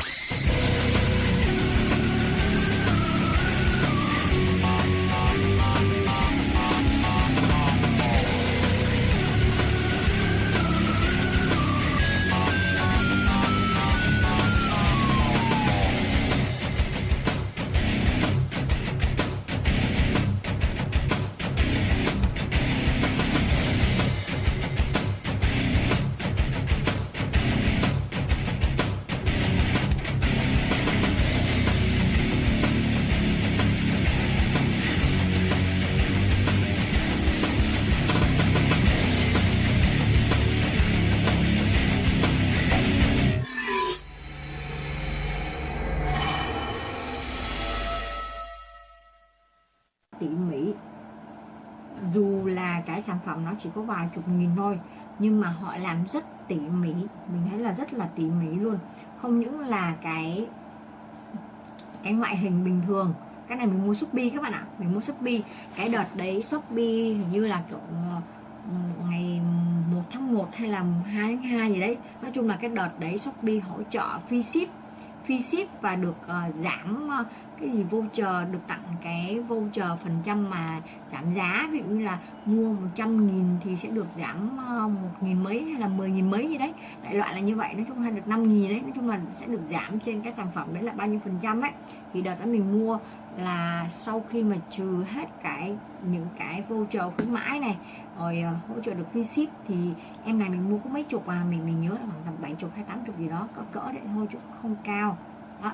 Mà đầu tiên nó nhìn trên hình á, đợt đấy mình mua thì cái phần feedback thì không có ai chụp ảnh thật cả, họ chỉ đánh giá 4 sao hoặc 5 sao thôi. Nói chung là lúc mình mua mình cũng thấy hơi phiêu tại vì người ta không có ảnh thật của sản phẩm, chỉ có cái hình người ta chụp á, xong rồi người ta chỉnh Photoshop á, nên là mình cũng không rõ là ảnh bên ngoài như thế nào, nhưng mà tại vì thấy nó cũng rẻ, nên là mà được đổi trả trong vòng 15 ngày nếu như không ưng ý với lại sản phẩm giống như mô tả thì mình nên là mình mua.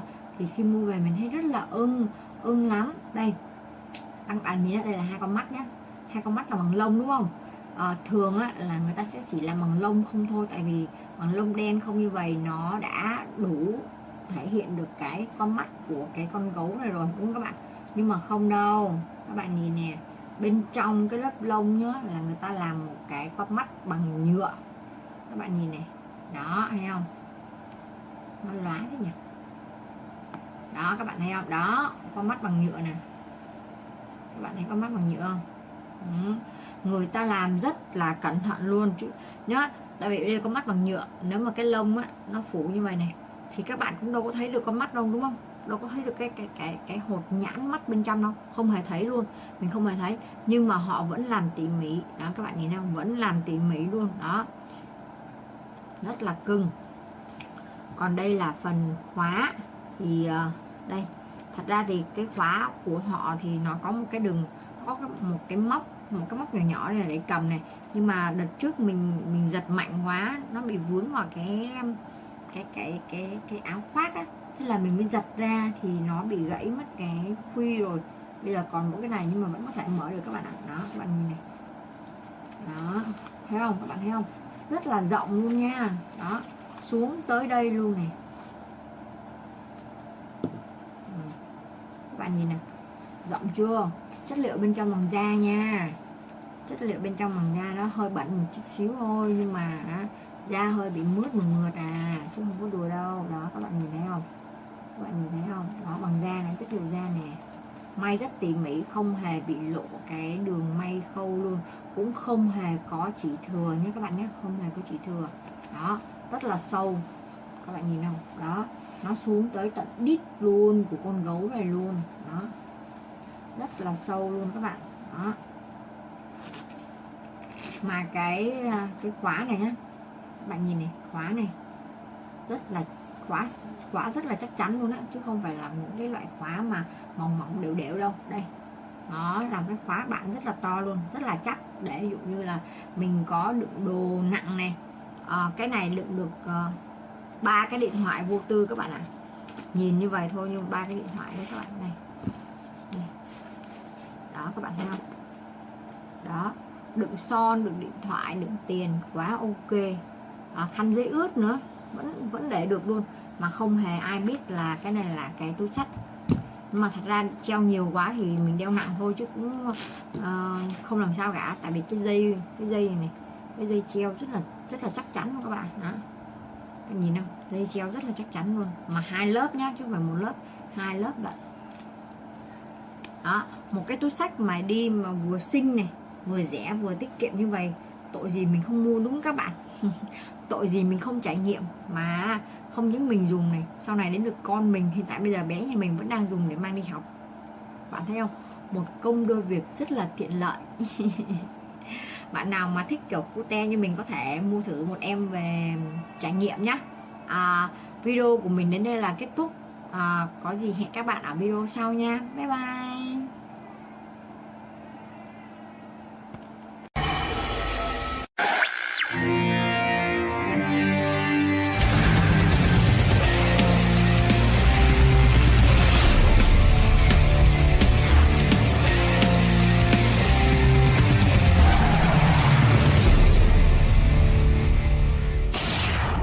So we have this nice lady here from John Hines' show. They co-host, and I think she has her own show on Martha Stewart channel. But she came in here in this sexy outfit today. I don't know, man. All see-through. Really? Yeah. Jennifer Hutt. Also known as Jennifer Koppelman. Also known as Jenny Hutt. Jenny Hutt, Jenny from the block, Jenny from the Hutt, Jenny from the Koppelman. Let's bring her in. How's it going? How are you today? Nervous, but excited. Really? But beyond nervous, yeah. It's like I have no idea how to do radio anymore, which is great. You're no stranger to radio. No, but This way. to Howard, I'm just excited because I'm a super fan. So This is it's a big deal. Yeah. Oh my God. It's. Well, you've been warmed up. I mean, you do a show with John Hine. I do, yeah. You've But done a show with Robin. you know everything. Oh, we're well Great. studied up here. Oh, You know. yeah, I know that too. It's all weekend. I was like, oh, I'm in trouble, but it's fun. It's just fun. It's So. a good kind of nervous. Yeah. Oh, I'm excited. It's like this is it. I love Howard. I love Robin. I like the I even like Benji. Oh wow, you really are a super fan. Yeah, I am. So, yeah. Well, good luck today, Jenny. Thank you. Have Thanks. fun. I'm sure once you put the headphones on and you sit down, the nerves will go away. I hope so. And the I fun hope will so. How's the cleavage? Too much? I Am noticed okay? that. Yeah, it wasn't good. I was trying to be a gentleman, but I know. very nice. Thank you. All right. See ya. Hey, I got to talk to this chick. This is Jennifer Koppelman Hutt. Do you know who she is? She's a host here on Sirius XM. Yes, I've met her many times. She's she was doing a show. Gary told me she's out promoting a book that she did with Alexis Stewart, Martha Stewart's daughter. Mm-hmm. This is the greatest. Come on in. There she is. How you Look doing? at her. You look great. How you doing? Got them tight leather pants, huh? Oh, she wore an outfit for you. I can see that right now. Yeah, but I think leather pants are kind of out, right? No, turn around. They're pleather. Let me see. Turn They're not around. leather, I they're said pleather. she's wearing an outfit Oh, wow, for you. yeah. Of course I am, Robin. What'd you I lose? have to. What'd you lose about? How many pounds? Close to 70. Wow. Depending on the morning. Good for you. Thanks. That's an accomplishment, you know? Yeah. Yeah, good for It's you. a day at a time, though. I mean, it's not like. Let me tell you why I have Jennifer here. It's so great. She What was have doing. you been up to now? I know Jennifer from she was doing a show with Martha Stewart's kid. Yeah. Alexis Stewart. And they do it on the Martha Stewart channel, which, Sure. you know, I think has 3 listeners, but nevertheless, they sort of were the high-profile people. In fact, I even Because heard... Martha's not really there. No, Martha barely shows up. So the daughter was doing a show with Jennifer. Right. And you guys were really good friends. Yeah. Well, we became friends when we started doing the show. Yeah, how'd you hook up with her? I was working for my father at MSO. He was. Her father's Charles Koppelman, who's a Right. big deal macher in the music business. Yes, he's a big macha. And he also represents Martha Stewart's business interests, which don't even ask me how that happened. Okay. But he does, right? Yeah. He's her lawyer? No, he's not a lawyer, but I am. Oh, are you? Uh-huh. Okay. Anyway, so that's how they met. Right. Right. So anyway, so I had gone to be his assistant because he Right. needed an assistant, and he was starting to work there. And then I met Alexis. Right. And we were. You hit it off. Yeah, we did, and we're very, very different. Right. Yeah. Different how, though? You both grew up rich. Well, no, she didn't grow up rich. She didn't? No, I did. Martha didn't have money when she was a little Oh, no? girl. Oh, I didn't realize that. Right. So. So you're very different in that you were rich and she grew up poor. Yes, that would be our main difference. No, Howard. How were you different? Well, I'm a people person. Right. And she's not. She doesn't like people. No. Right. Admittedly, she doesn't like people. And I tend to like most. So anyway, you got so close, you started doing the radio show. Right. Well, she asked me to do it with her. Right. You guys So. clicked that way. Mhm. And then she also had you write this book about her mother. It is not a book about her mother. What's it about? It's a self-help book. It's But she wrote some shit about her mother in it. Well, she does write stuff about her mom, but really it's the stuff that any kid might say about her mom. It's just that Alexis and Martha are. I thought it was mean stuff, quite frankly. did? Yeah. Some of the quotes I read I thought was pretty mean. But the quotes are kind of taken out of context. And if you know Alexis at all, it's just she just tells what she's thinking. So, and she tells the truth. So she's telling stuff about what it was like to grow up with Martha as a mom, which is another one of our differences because I grew up in Long Island, right by you. Right. Well, anyway, Yeah. the reason I got interested in this whole saga is that the two, like Alexis Stewart, Martha Stewart's daughter, cut you off. Yes. And like stopped talking to you. Yes. For no, After the book? Well, before. Yeah, Oh, really? They Yeah. just cut her right out of her life. That's and, true. And they don't do the radio show together No. anymore. Jennifer does we it never alone. talked about Yes. that. I didn't No. know that. Mhm. Isn't that great? Well, I love shit like that's like if devastating. How do you do that? that's like if you and I stopped doing the show And you just stopped. and I just stopped and I never Or contacted you you again. just cut me out of the show and, Right. and never talk to me again. Yeah, or I just left and started doing my own show somewhere. Right. What the heck? How did you do this? Why? I love stuff like that. I love how joyful you two Oh, are I love because it. of it. That's great. Because first of all, Yes. notice no one around here even noticed No. Nobody cares. I didn't know that the show's no longer. No, my show's on. Her show's But it's just on. me. You're just you're not with Alexis anymore. No, not It's since Alexis June. and Jennifer's show, but Alexis doesn't show up. It's No, like, what was the deal? Like Alexis just decided I don't want to do this does she anymore. contact you at all? No. How does that work? I'm going to tell you how it works. Okay. I think. Well, I know she doesn't like me anymore. Why?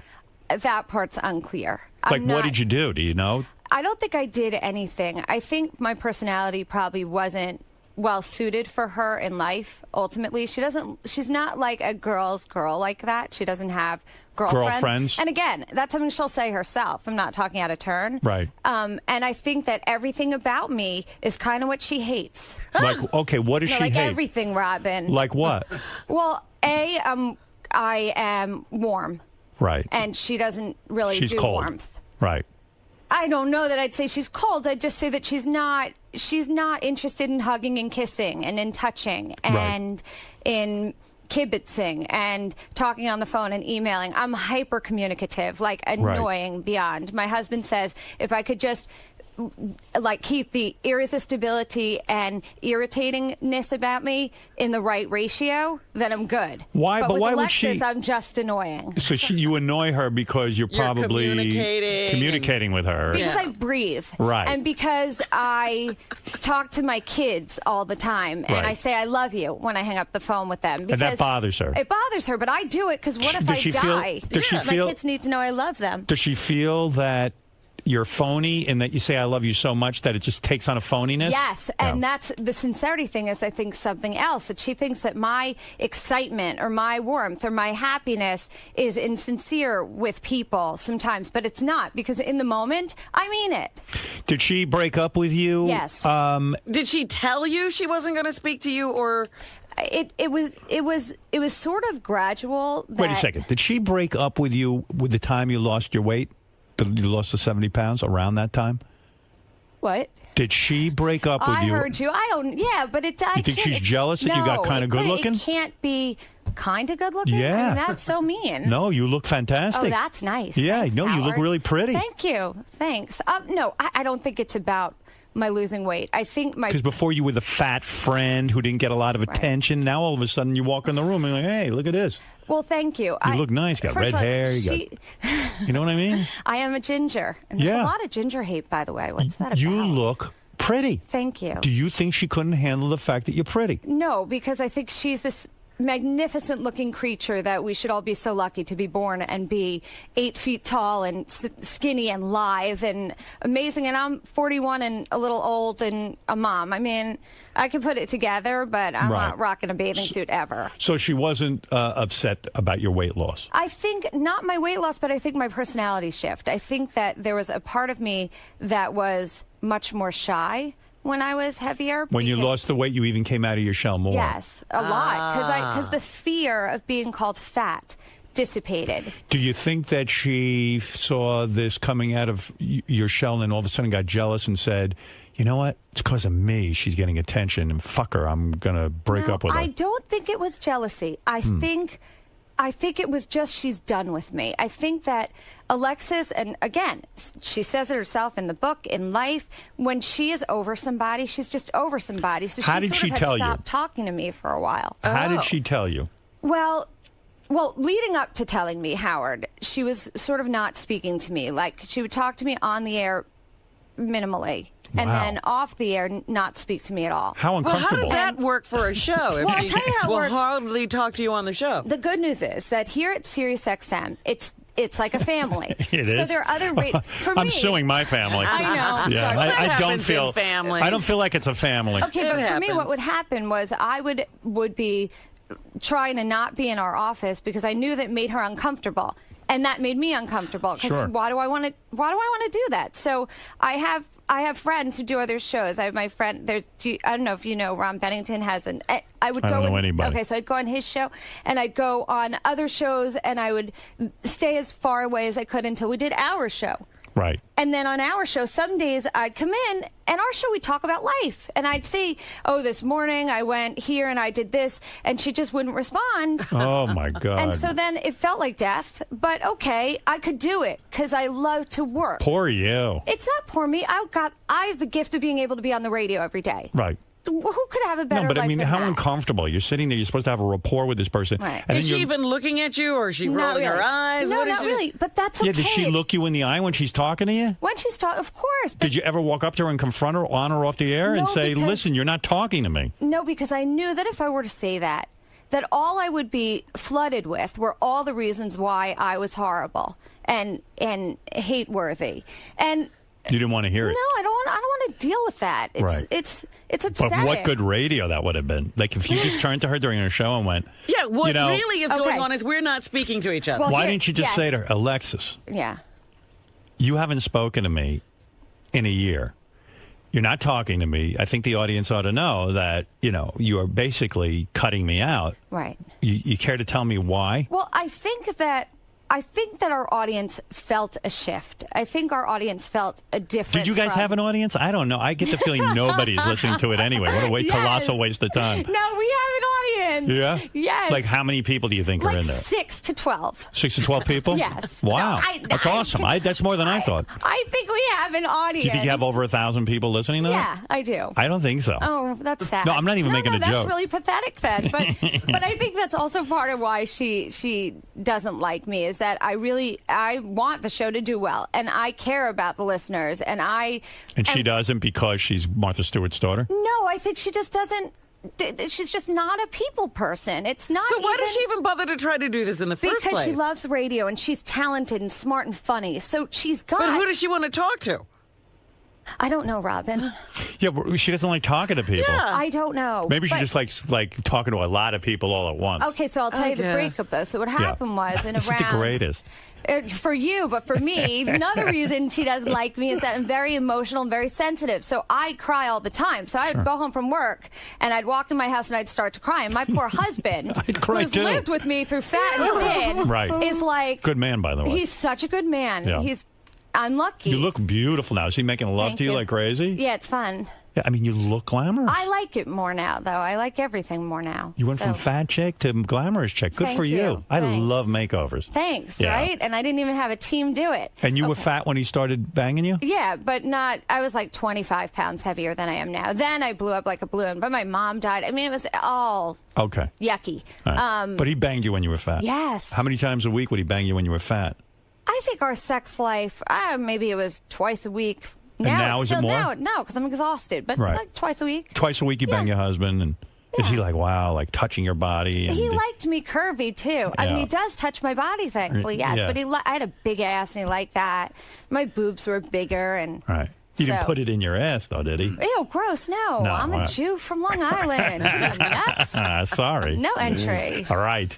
Okay, so let's Yeah. not get into Yeah, that. let's get back to this. Because I'm fascinated that. So she. Okay, so she emails. It was like April or May. I got an email, and so did a couple other people at the company that just said, as of a certain date, she wasn't going to do the radio show anymore. Wow. And I didn't respond because that date was like 6 or 7 or 8 weeks away, Right. and I didn't want to make it any worse than it had been. And in terms of what.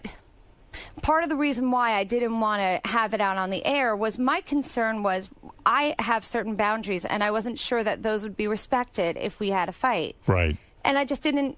What are your boundaries? What do you think Just she'd my be kids, my Right. family. You're I- afraid if she opened up the Pandora's box of things that are wrong with you. Yeah. She'd attack your family? I just didn't know. Who knew? I just didn't know. Yeah. I think that after this went down, because we didn't get a chance to talk about this in notes, that Alexa started writing stuff about her family on her Facebook page. Oh, really? Oh, that's so great. Are you kidding me? Well, no, but I'm not kidding you. What would she write?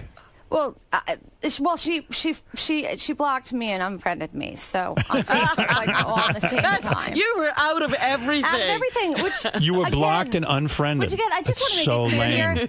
here that another reason why she probably hates me is I'm so pathetic that if she wanted to be my friend tomorrow again, You'd Right. let her. Of course I would, because Right.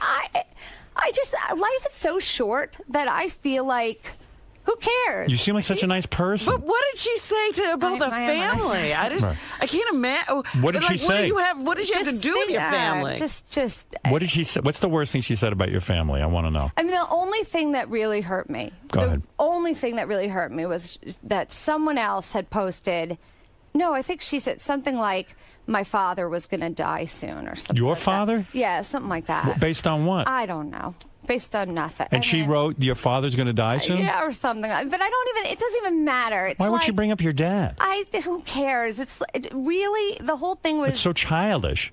You're making her sound crazy. No, I'm not, Robin. Well, yeah, you kind of No, are. I'm not. I'm going to tell you again. I'll She be friends wrote with her on your- again tomorrow. I'm a you- jilted non-lover. You mean she wrote on your Facebook page that No, this was her private page. that your father is going to die? Something like that.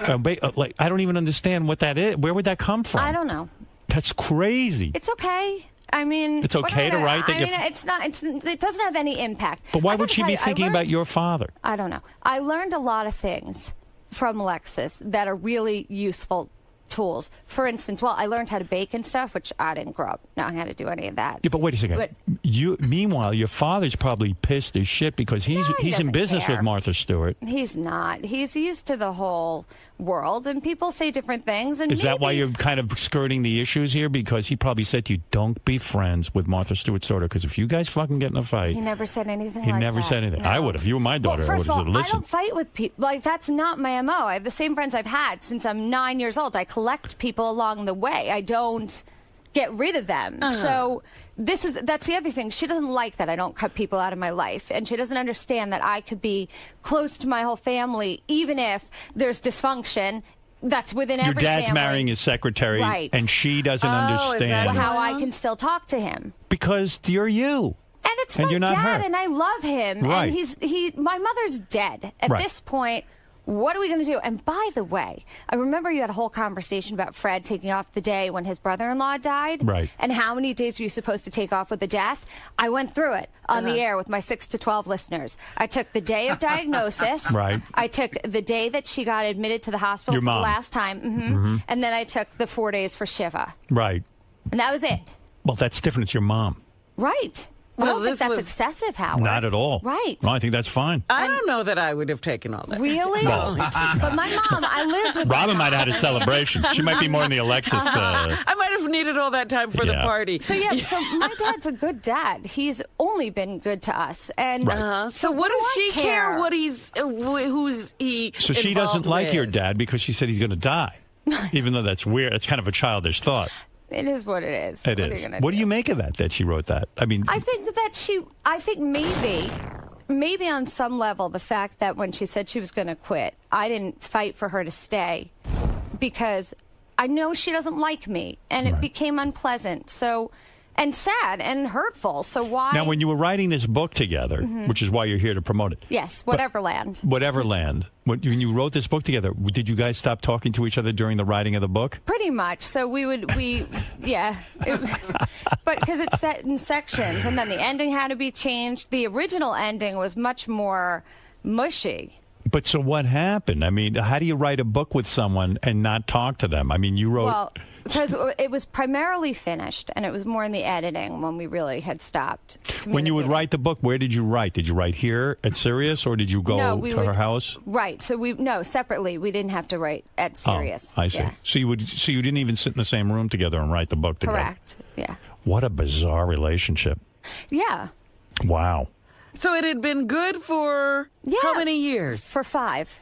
And then boom, it's gone. Yes. It's done. Yeah, it's 6 years that I'm on the air as of a week from today. Now, it's weird, too, because you're on the Martha Stewart channel. That is weird. Well, that was the other thing, that it was like I know it's only the 12 listeners, but I've spent this much time building this lovely, very devoted, teeny tiny fan base. Right. And so I didn't want it taken away because she chose to not do the show anymore. Is the book presented as two buddies giving advice? Yes, but it clearly states in the end that we're not Wow. buddies anymore. Mhm. Wow. Yeah. Yeah. How bizarre. And is Alexis going to do another show on the Martha Stewart channel? I don't know, because we don't talk, Robin. Right, yeah. Robin, have you been paying attention? You know more about I don't know, Alexis. maybe she'd hear it through Yeah. other Say people. it again. In a heartbeat, I would be. Yeah, we get it. It's true, though. That's Of course. What's so.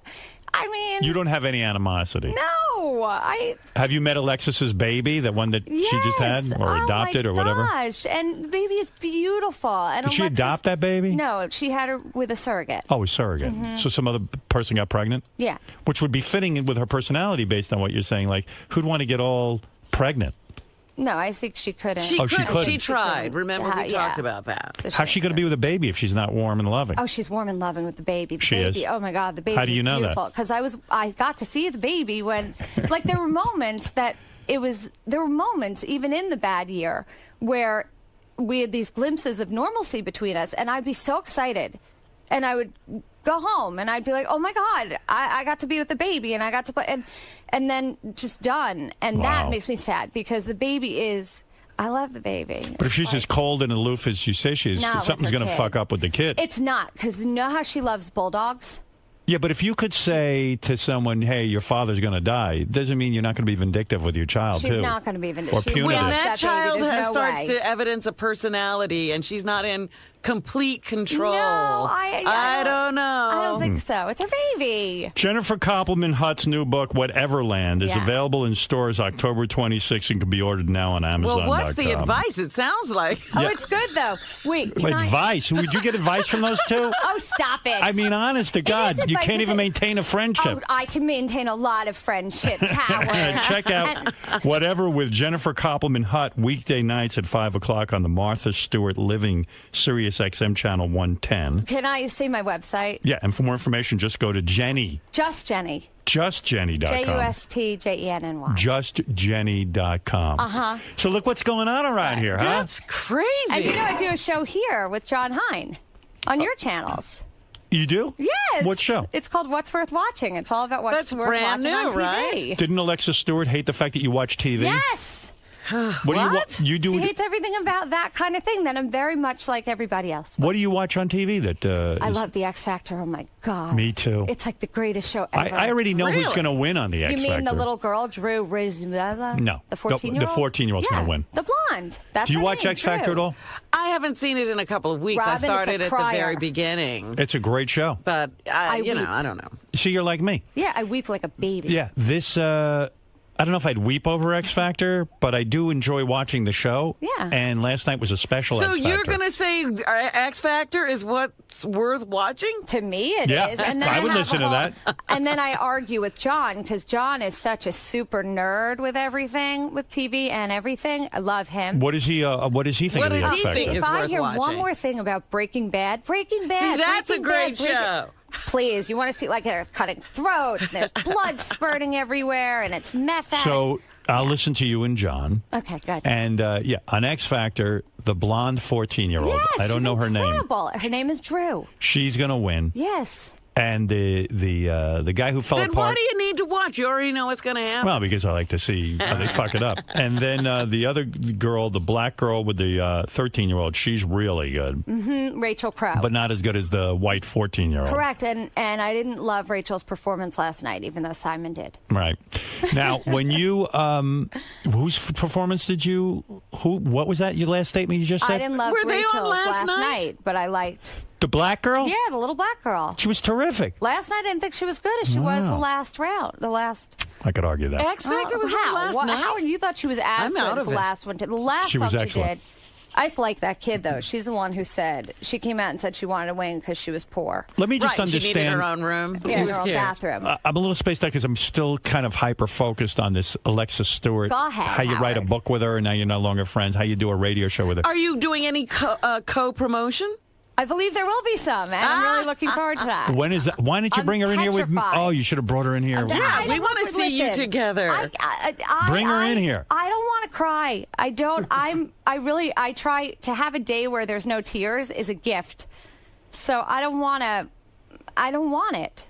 I'm happier now. Were you integrated into the rest of her life? Like, do you have other friends that Mutual have, friends. that have dumped you now because Alexis has let out the word that you're a persona non grata? Have they cut you out too? No, I mean there's no one to.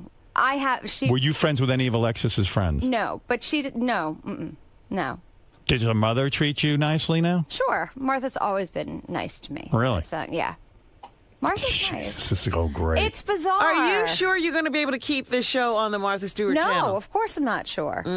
But hopefully it'll move to another channel if it doesn't stay there. I would hope it would, because people here say they like it there, and we have listeners there, and Well, we'll keep you on our When they channel. heard that Thank you, Alexis, Howard. I appreciate that. Thank when you. they heard that Alexis didn't want to do the show anymore with you, there was never any, oh, then we should get rid of the show. Well, that was what was so strange. I didn't want to broach the subject because in case no one realized I was still there, I was happy about it. Let me fly under the radar. Right. Let me go to work, do my show, and then they'll have to like yank me out. Right. So I'm going to keep showing up. I love my show and I love my listeners. I mean, they've really given me much more of a life than I had before. Did Alexis want to do the show without you? Like, in other words, I don't think so. no, she was done. I think she was She's just done with done. you, done with the show, Yes. done with everything. Yeah. Oh, I would love to get you two in a room. That would be, maybe you could patch them up, but maybe you could do one of your great. How soon can you get her in here? I don't have, obviously I have no pull because she doesn't speak to me. Gary, can you arrange to have these two in the same room? I would love to patch them up. No. As Robin says. What? Do you still have her phone number? Yes. Yeah, give it to She Gary. might have changed it. I don't know. Hey, Gary. I don't know. Hey, do you know that we have the same pediatrician for our children? Is that right? We do. My kids are a little old for the I know, pediatrician. but this one they went to is my kids. Hey, Gary. No, hold on. I just want to tell you. Yeah. Just so you know that I'm not. I am a good producer. I mean, I approached Jenny with the idea. Yeah, with having I said Alexis here. I really want to have you both on, and her rap was, I would do it, but she would say things so hurtful about my family. I don't want to bring my family into it. Oh my God, what would she say? It would be I great. don't know. I mean, that's the thing, though. I wouldn't want to. What is her family, Listen, though? this is what it is. I feel like when you have a close relationship with somebody, intimacies are exchanged of whatever nature. And for me, they survive the breakup. Right. I wouldn't give hers Divulge, up, yeah. And I don't know what she'd do with mine. And Like, you've confided stuff to You her. treated this like a real friendship. I did, and maybe that was part of my mistake. That course. I blurred the boundary between coworker and friend, but I blur every boundary. So that's just what I do. You think she would actually tell your secrets? You got to get her in maybe. here. I don't know. I'd like to know what your secrets I think are. she thinks that she would take shots at her family, whether they're Why truthful would she or not, do just that? to hurt her. That would be so mean. She hates me, which is sad. I mean, You I must have can't- done something, honey. She can't hate you this much for no reason. Just because you're annoying? Yeah. That's it. Uh-huh. No. She says it herself that sometimes she cuts people out of her life because they annoy her. But then to be vindictive and start revealing their secrets? That's awesome. Yeah. By the way, I wish I had She's a little cool. bit of that. She is cool. By the way, Get her in here. she is cool. Let's hear these two fight. I take the good and I leave the rest. And there was plenty of good when it was good. When she liked Hey, me, by the way- she took care of me in a. Right. She'd bring lunch, or she would. This is so listen great. while I might cry. And the year that my mom was sick, she was terrific. It was a really tough time. Ooh, cunty. You, of course, she loves. Well, yeah, everyone loves me. Everyone I'm does America's love you. sweetheart. You really are. Yeah. It's true. Believe me, not everyone loves me. You should see some of the reactions I get. But I got to tell you, she's very bright and very talented. And See, I don't understand this too. Like, I would tell Jennifer the whole time, I would go, listen, the person you're working with is clearly not a nice person. You don't know her the way I do. She's on the Martha Stewart channel. She wants to keep her job. And she can't was tell working with her at the time, and at the time she was talking to But she did a great job at defend. She would defend her to everyone. Jennifer would defend her to Well, everyone. yeah. You don't know the person I know. This is so great. I love when people fight. I know, but I don't. It devastates me. I don't know. like to fight with people. It's just not how I'm made. Well, you are Maybe fighting. because I've always been nice. I've always been kind. It's part of my nature. Probably because I had weight problems. Yeah. I think we tend to be Well, nice evidently to you're people with annoying, that. so what can I tell you? So annoying, Howard. That like 2 times I've emailed you. I'm so careful to make sure I don't say too much. I say Yeah, exactly lose my what I'm email address, by the thinking. way. I don't want to overdo it. Yeah. You're Alexis's friend. Yeah, right. Yeah, I don't know how please, leave me alone. Uh-huh, All right, exactly. listen to me. I like you. Thank You're a you. sweetheart. Thanks. And your father's a good dude. Thank you. And your brother's a good dude. Yes. Brother's a very talented guy. Yeah, he's the smart one. I like him. Thank you. Jennifer Koppelman-Hutt's new book, Whateverland. Well, it's with Alexis. It is. It's co-author. With Martha Stewart's daughter. Yeah. I mean, to be so arrogant. I mean, she really, her mother's the big star there. Be a little bit humble. Tell her. Well, she says bad things about Martha too. But it's really tongue-in-cheek. It's not nasty. I want your father to live. Me too. All right, I'll write that on my Thanks. Facebook, okay? Yeah, maybe we'll counteract maybe Alexis's Facebook posting. Might keep Charles alive. Yeah. Right. Jennifer Koppelman-Hutt's new book is Whateverland. It's available in stores October 26th. Can be ordered now on Amazon.com. She's also on our channel with John Hine about television. John hasn't stopped talking to you, has he? No, not at all. We get on great. Oh, John- All your guys back here. Yeah, here it's fun. And Ronnie likes to look at my boobs. Yeah, well, you got great boobs. They're real, right? Yes. Good for you. Thanks, Howard. All right, Can we listen. take a picture? Are you comfortable with that Sure, today? I'll take a picture with you. What are Thank you going to you. post it all over your Twitter and everything? Only if And you just say, to show okay, Alexis, you get to hey, pre-approve I it. talked to Howard, you didn't. What are you going to do? You're going to put it all over Twitter and Facebook? Only if you approve the picture. If you don't, Oh, then I good. won't. Yeah, because I don't really look good in pictures. I would not do that. It's not my play. This whole thing sounds very Mean Girl to me. I haven't approved a picture of myself since Tisha B'Av. So don't expect to be posting this one. Oh, God. All right. And I would say check out the final week of the show, whatever. I'm pretty sure it's over. Stop it, Howard. All right. It's not what we want. Marty, go ahead. You can. Hi, you're on the air. No, Marty. Okay, Marty, thank you for calling. All right, Jennifer. Thank you. That was a good call. Short and to the point. Yeah. Summed it right up. All right, we'll be back. Who knew this was going on in our halls? I had no idea. Yeah, and if I have any shot at getting the two of you on together, let's do it. I'll bring you right back. Yeah, you can't crow promote anywhere but here. Right. Okay. All right. Yeah, you come in here with her, and I'll straighten you two out. Okay, good. Guarantee you, when you leave here, everything will be fine. All right. One way or another, everything will be fine. All right. Well, I still have a dad. Okay. Right. And we'll be back right after this. Jenny. Yes. Do you think obviously your relationship is very strained, but do you think you said too much? Did you sever any? I have no idea what I possibility? said. Who can remember in there? It just goes. A And big then, blur. Yeah, I don't even know what I said. What did I say? The truth. Yeah. I mean, you well, just, that I know. you just but told your story and you Mhm. told the history of your relationship, but given the way Alexis appears to be, do you think there's any scrap of hope that you guys could ever? Oh, there wasn't any scrap of hope. It wasn't ever gonna. It wasn't. She hates me, so I don't think anything I could have said would have changed that anyway. Yet Howard still claims if he got the two of you in a room, I know he does. he could bring you two together. He can mediate this relationship I don't think that would happen. because he doesn't understand what she truly. I don't even understand it. So what are you gonna do? It's But just I one can't of believe I those was just things. on his show. He's so nice. Well, I was going to ask you, what was it like now that It was you got amazing. to be He's in just there? All the anticipation. He's is over. just cool and lovely. I mean, he's just lovely. He's just only lovely. That's all it is. And as you've transitioned into radio, what do you notice about what Howard does so well? What makes him so great at his His honesty and his comfort level. He's just like talking to somebody.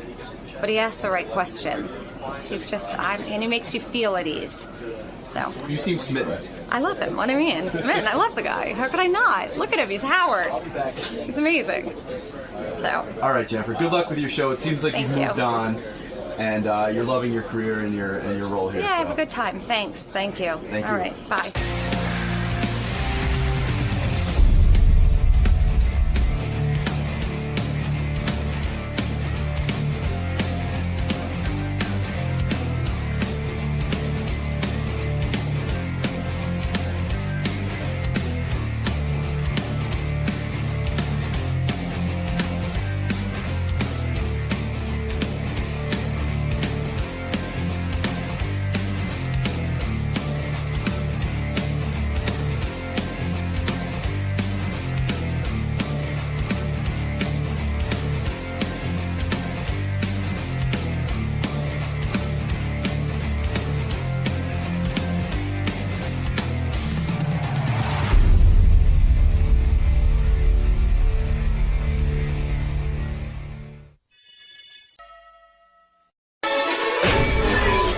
This is a Howard TV original production. Here's a taste of what you have to look forward to On this episode of The Bonus Show. George Takei offers some Christmas cheer. This is our Christmas card from last year. Medicated Pete gets a powerful blowjob. We had that problem. Ow! Howard compliments Baba Booey. And you're not a good producer. And JD talks about his favorite porn genre. It does make me nauseous at times.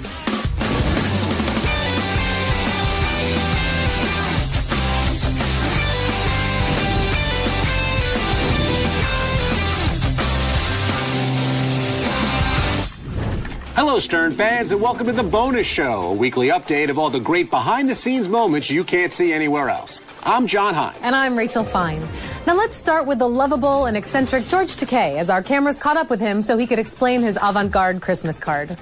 This is our Christmas card from last year, and we chose this photo because this was taken when we did the Newlywed Game, and they wanted a lot of stills that they could put behind us for some of their publicity shots.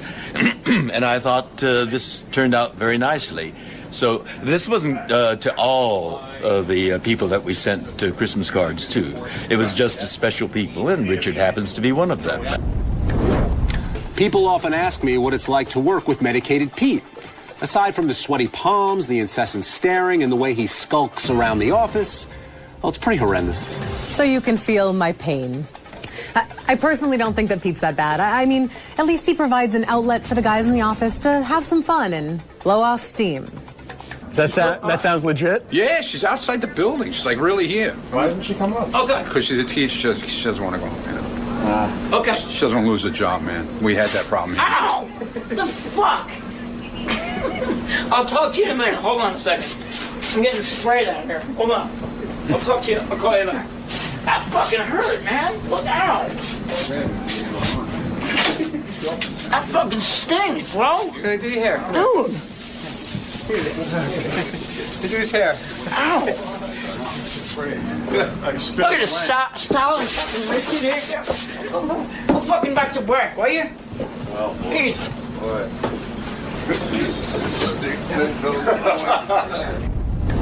As most of you are aware, Benji is a man of spontaneity, fearless self-deprecation, and a physicality that knows no end. Some in the business refer to this as shtick. I like to call it Benji bronchitis.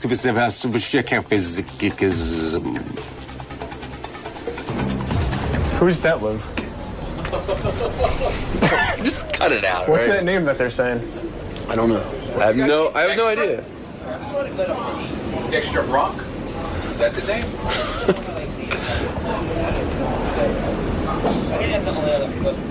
What are you doing, man? I'm hungry.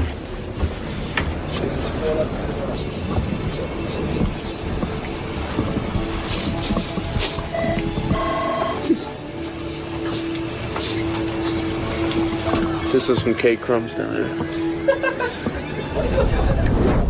Rach, did you know that Janice Dickinson was born in 1955? I didn't know the exact year, but I knew she was in her 50s. 55 to be exact. In supermodel years, that's the equivalent of like 3 lifetimes. Here's Janice chatting with Gary before her interview with Howard about how normal her life is. Hey, Q. How are you? You look the same. No, I'm not. I look thinner. Thinner. Yeah, but this is white. Well, what do you want? Dye. No, then you look like one of those freaky guys. You look like the haircut from That looks Mention. really, really good. Hey. No, you look really, really good. How you doing? Very well, thank you. Yeah. Everything good? Money suits you. Money? Success, money, a new gym membership. I work for success. Yes, you do. You work hard. So what are you working on? What are you up to? I've been back and forth to England a whole bunch. And how old's your daughter now? I'm raising a 16-year-old. How's that going? It's like the most difficult thing I've ever done in my life. How do you tell her not to do all the stuff you did? You don't. Yeah, I try to set a great example. Right. I have a fireman who's a boyfriend. So I've got like this really hot, like young, hot fireman who's really nice in the house. Got a normal lifestyle. Yeah. If things go south with the fireman, I think her and Ronnie would make a good couple. Yeah, they would be perfect together. Almost as perfect as these guys are together. Here is the gang during a Howard Stern Show creative meeting. The Howard Stern Show creative meeting. They came back to us, and they're looking for a customized, non-solicit promotion. One of the lines they're using to promote the movie is bigger robots to fuck you up. So I take it and I say, that's like saying, why don't you make that hanger funny? Like, make the hanger funny. I don't know how to make bigger robots to fuck you up. I don't know how to make that a promotion or how to make that interesting. I don't know what to do with that. Then you're not a good producer. I don't. So why are you blaming him? Rachel, you want to do a 3-toss? What's a 3-toss, John? It's when we toss the 3 clips all at once and then show each clip back to back to back. Well, why don't you show me how it's done? The following wrap-up show highlights will feature JD discussing gay porn, Richard turning a year older, and a caller making a joke that bombs horribly. You see? 1, 2, 3. Roll it. Listen, and maybe I'm immune or what is it? Anesthetized? Whatever. To gay porn because I've pulled gay porn. Pulled what? And watched it. Pulled the audio. Pulled off. Oh. No, I haven't pulled off. Not that there's anything wrong with that. Well, I'm just not gay. And I forget where I was going. I forgot. I'm sorry. I can see it. It doesn't do anything to me. It does disgust. It does make me nauseous at times because it's not. It's just not into me what I'm saying. Or God damn it, Will. Will's making faces over here. He's trying to fuck with me. I'm trying to listen to you. Are you going to vary your routine now that you're living with your girlfriend? And because you usually do the same thing for your birthday every year, right? Don't you watch a movie or something? I still do that, yeah. I watch John Carpenter's Halloween, my favorite movie of all time, and eat a Papa John's pizza and drink a 6-pack of Miller Lite. And but then when my fiance comes home, then we'll go out to a nice dinner. So that's that's you're going to go to dinner after eating the Papa John's pizza. Yeah, and 6 beers. It'll be a small pizza. Happy birthday! Thank you very much. Thank just for the record, the massage I got Richard is a legitimate massage parlor. Richard likes legitimate massage. Yeah, well, me and my fiance are going there this weekend for a hot stone massage. My first one. I can't wait. Are you saying you don't like legitimate massage? No, I love it. I think me presenting a massage, people would get the impression that I'm getting it from Tokyo Delights. I'm not. I'm getting it from... I'm getting it from... Hong Kong Garden. First off, Richard Roper is the man. He's a gambling dude. He's a coxman. I think he's probably one of the best guests you guys had in there for a while. He's a good guy. He's a regular guy. I love hearing him talk about stuff. Oh yeah, I would have liked to know if he used like his 2 thumbs up technique on any of his girlfriends. Though that'd been pretty nice.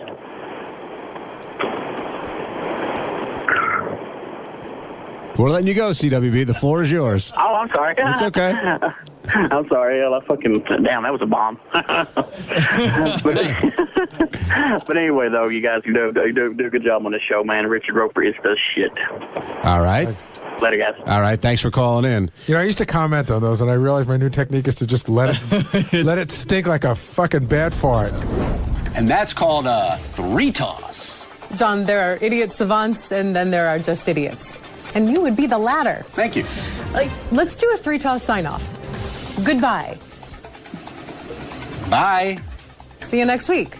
It's a 3-toss sign-off. If you had been quicker, it would have been 3. You're doing clips. You introduced clips. I understand, but I was doing 3 Sign-off. goodbyes, and it was like a quick 3-toss. You missed it. Well, he blew it, you guys. He blew Toss it. her out of here. Stop 3 it. times. Stop it. I got it right.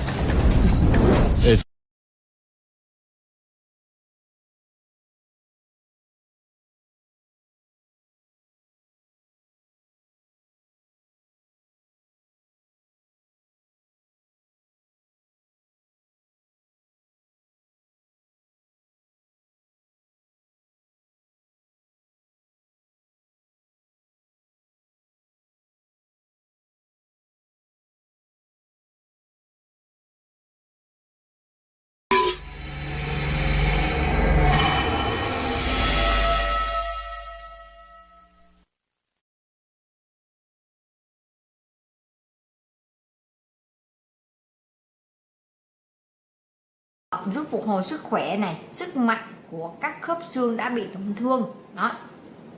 Nó vừa là chữa lành những cái tổn thương của xương khớp này, mà nó vừa cung cấp thêm những chất cho sụn khớp để tái tạo thêm những chất nhờn. Nó giống như cái sụn thành phần của nó cũng ngang tầm với lại cái sụn vi cá mập vừa nãy của mình có giới thiệu cho các bạn ở video trước á. Đó. Chondroitin này, trong thành phần này có chondroitin thì hàm lượng là 111,2 mg. Có tác dụng làm tăng tính bền vững và tăng tính đàn hồi cho sụn khớp do có tác dụng làm tính bền vững của collagen, kích thích sản sinh một số thành phần thiết yếu cho quá trình tái tạo sụn khớp. Đó. Toàn những thành phần chính thôi các bạn ạ. Tiếp theo nó là thành phần của NSM thì nó chiếm 1.500 mg lận. Cái hàm lượng này rất là cao nhá. Làm tăng hiệu quả của hai hoạt tính nói trên, đồng thời làm tăng khả năng cung cấp máu cho các mô, làm giảm co thắt và do đó làm giảm cơn đau nhanh chóng trong thời gian dài. Khi mà trong cái thành phần bổ khớp này á, nó vừa chữa lành những cái khớp mình bị tổn thương mà nó vừa cung cấp dưỡng chất cho cái khớp của mình nó lành lại các bạn ạ. Thậm chí nhá, trong này có thành phần của NSM, các bạn cũng biết đó, nó khi mà các bạn bị đau á, các bạn uống cái này nó giảm cái triệu chứng bị đau, mình sẽ không bị phụ thuộc vào cái thuốc giảm đau mà tức thời. Ví dụ như mình đau quá, các bạn đi ra ngoài tiệm thuốc, các bạn mua cái liều thuốc giảm đau á, thì nó chỉ chữa triệu chứng tạm thời thôi, chứ nó không làm cho chúng mình có thể là kiểu chữa được cái nguyên nhân sâu xa.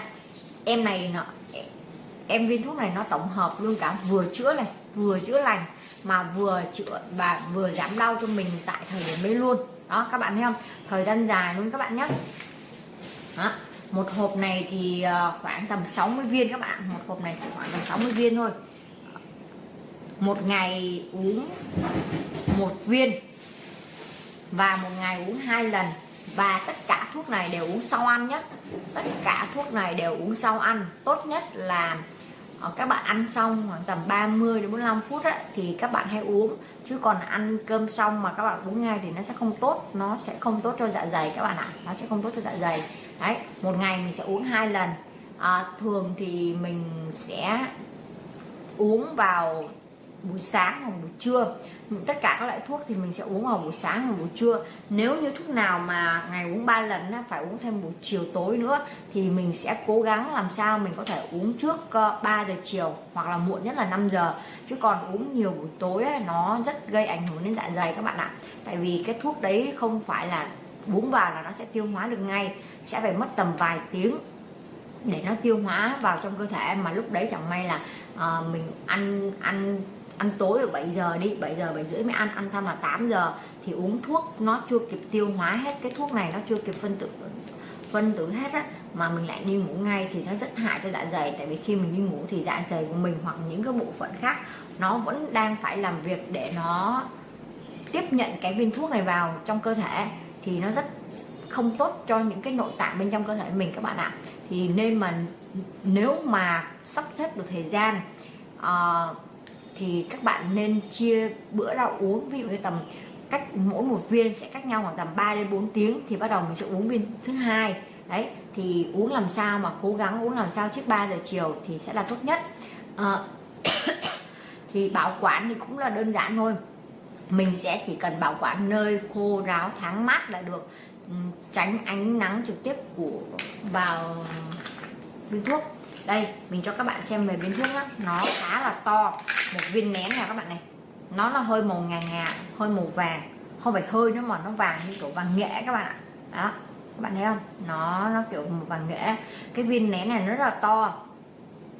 Uống một ngày một viên, ngày 2 lần cũng ngán lắm các bạn ạ, chứ không phải gì đâu. Bạn nào đang muốn bổ sung về xương khớp nhé, và đặc biệt là bổ sung về khớp á, thì nên tìm hiểu thêm về em này. Uống thử em này xem là có công dụng tác dụng như mình hay không. Tại vì mình uống cái này mình cảm thấy là cơ thể mình nó phù hợp và nó rất thích nghi, vẫn thích cái em này. Cảm ơn các bạn đã theo dõi video của mình nhé. Hẹn các bạn ở video sau. Chào các bạn.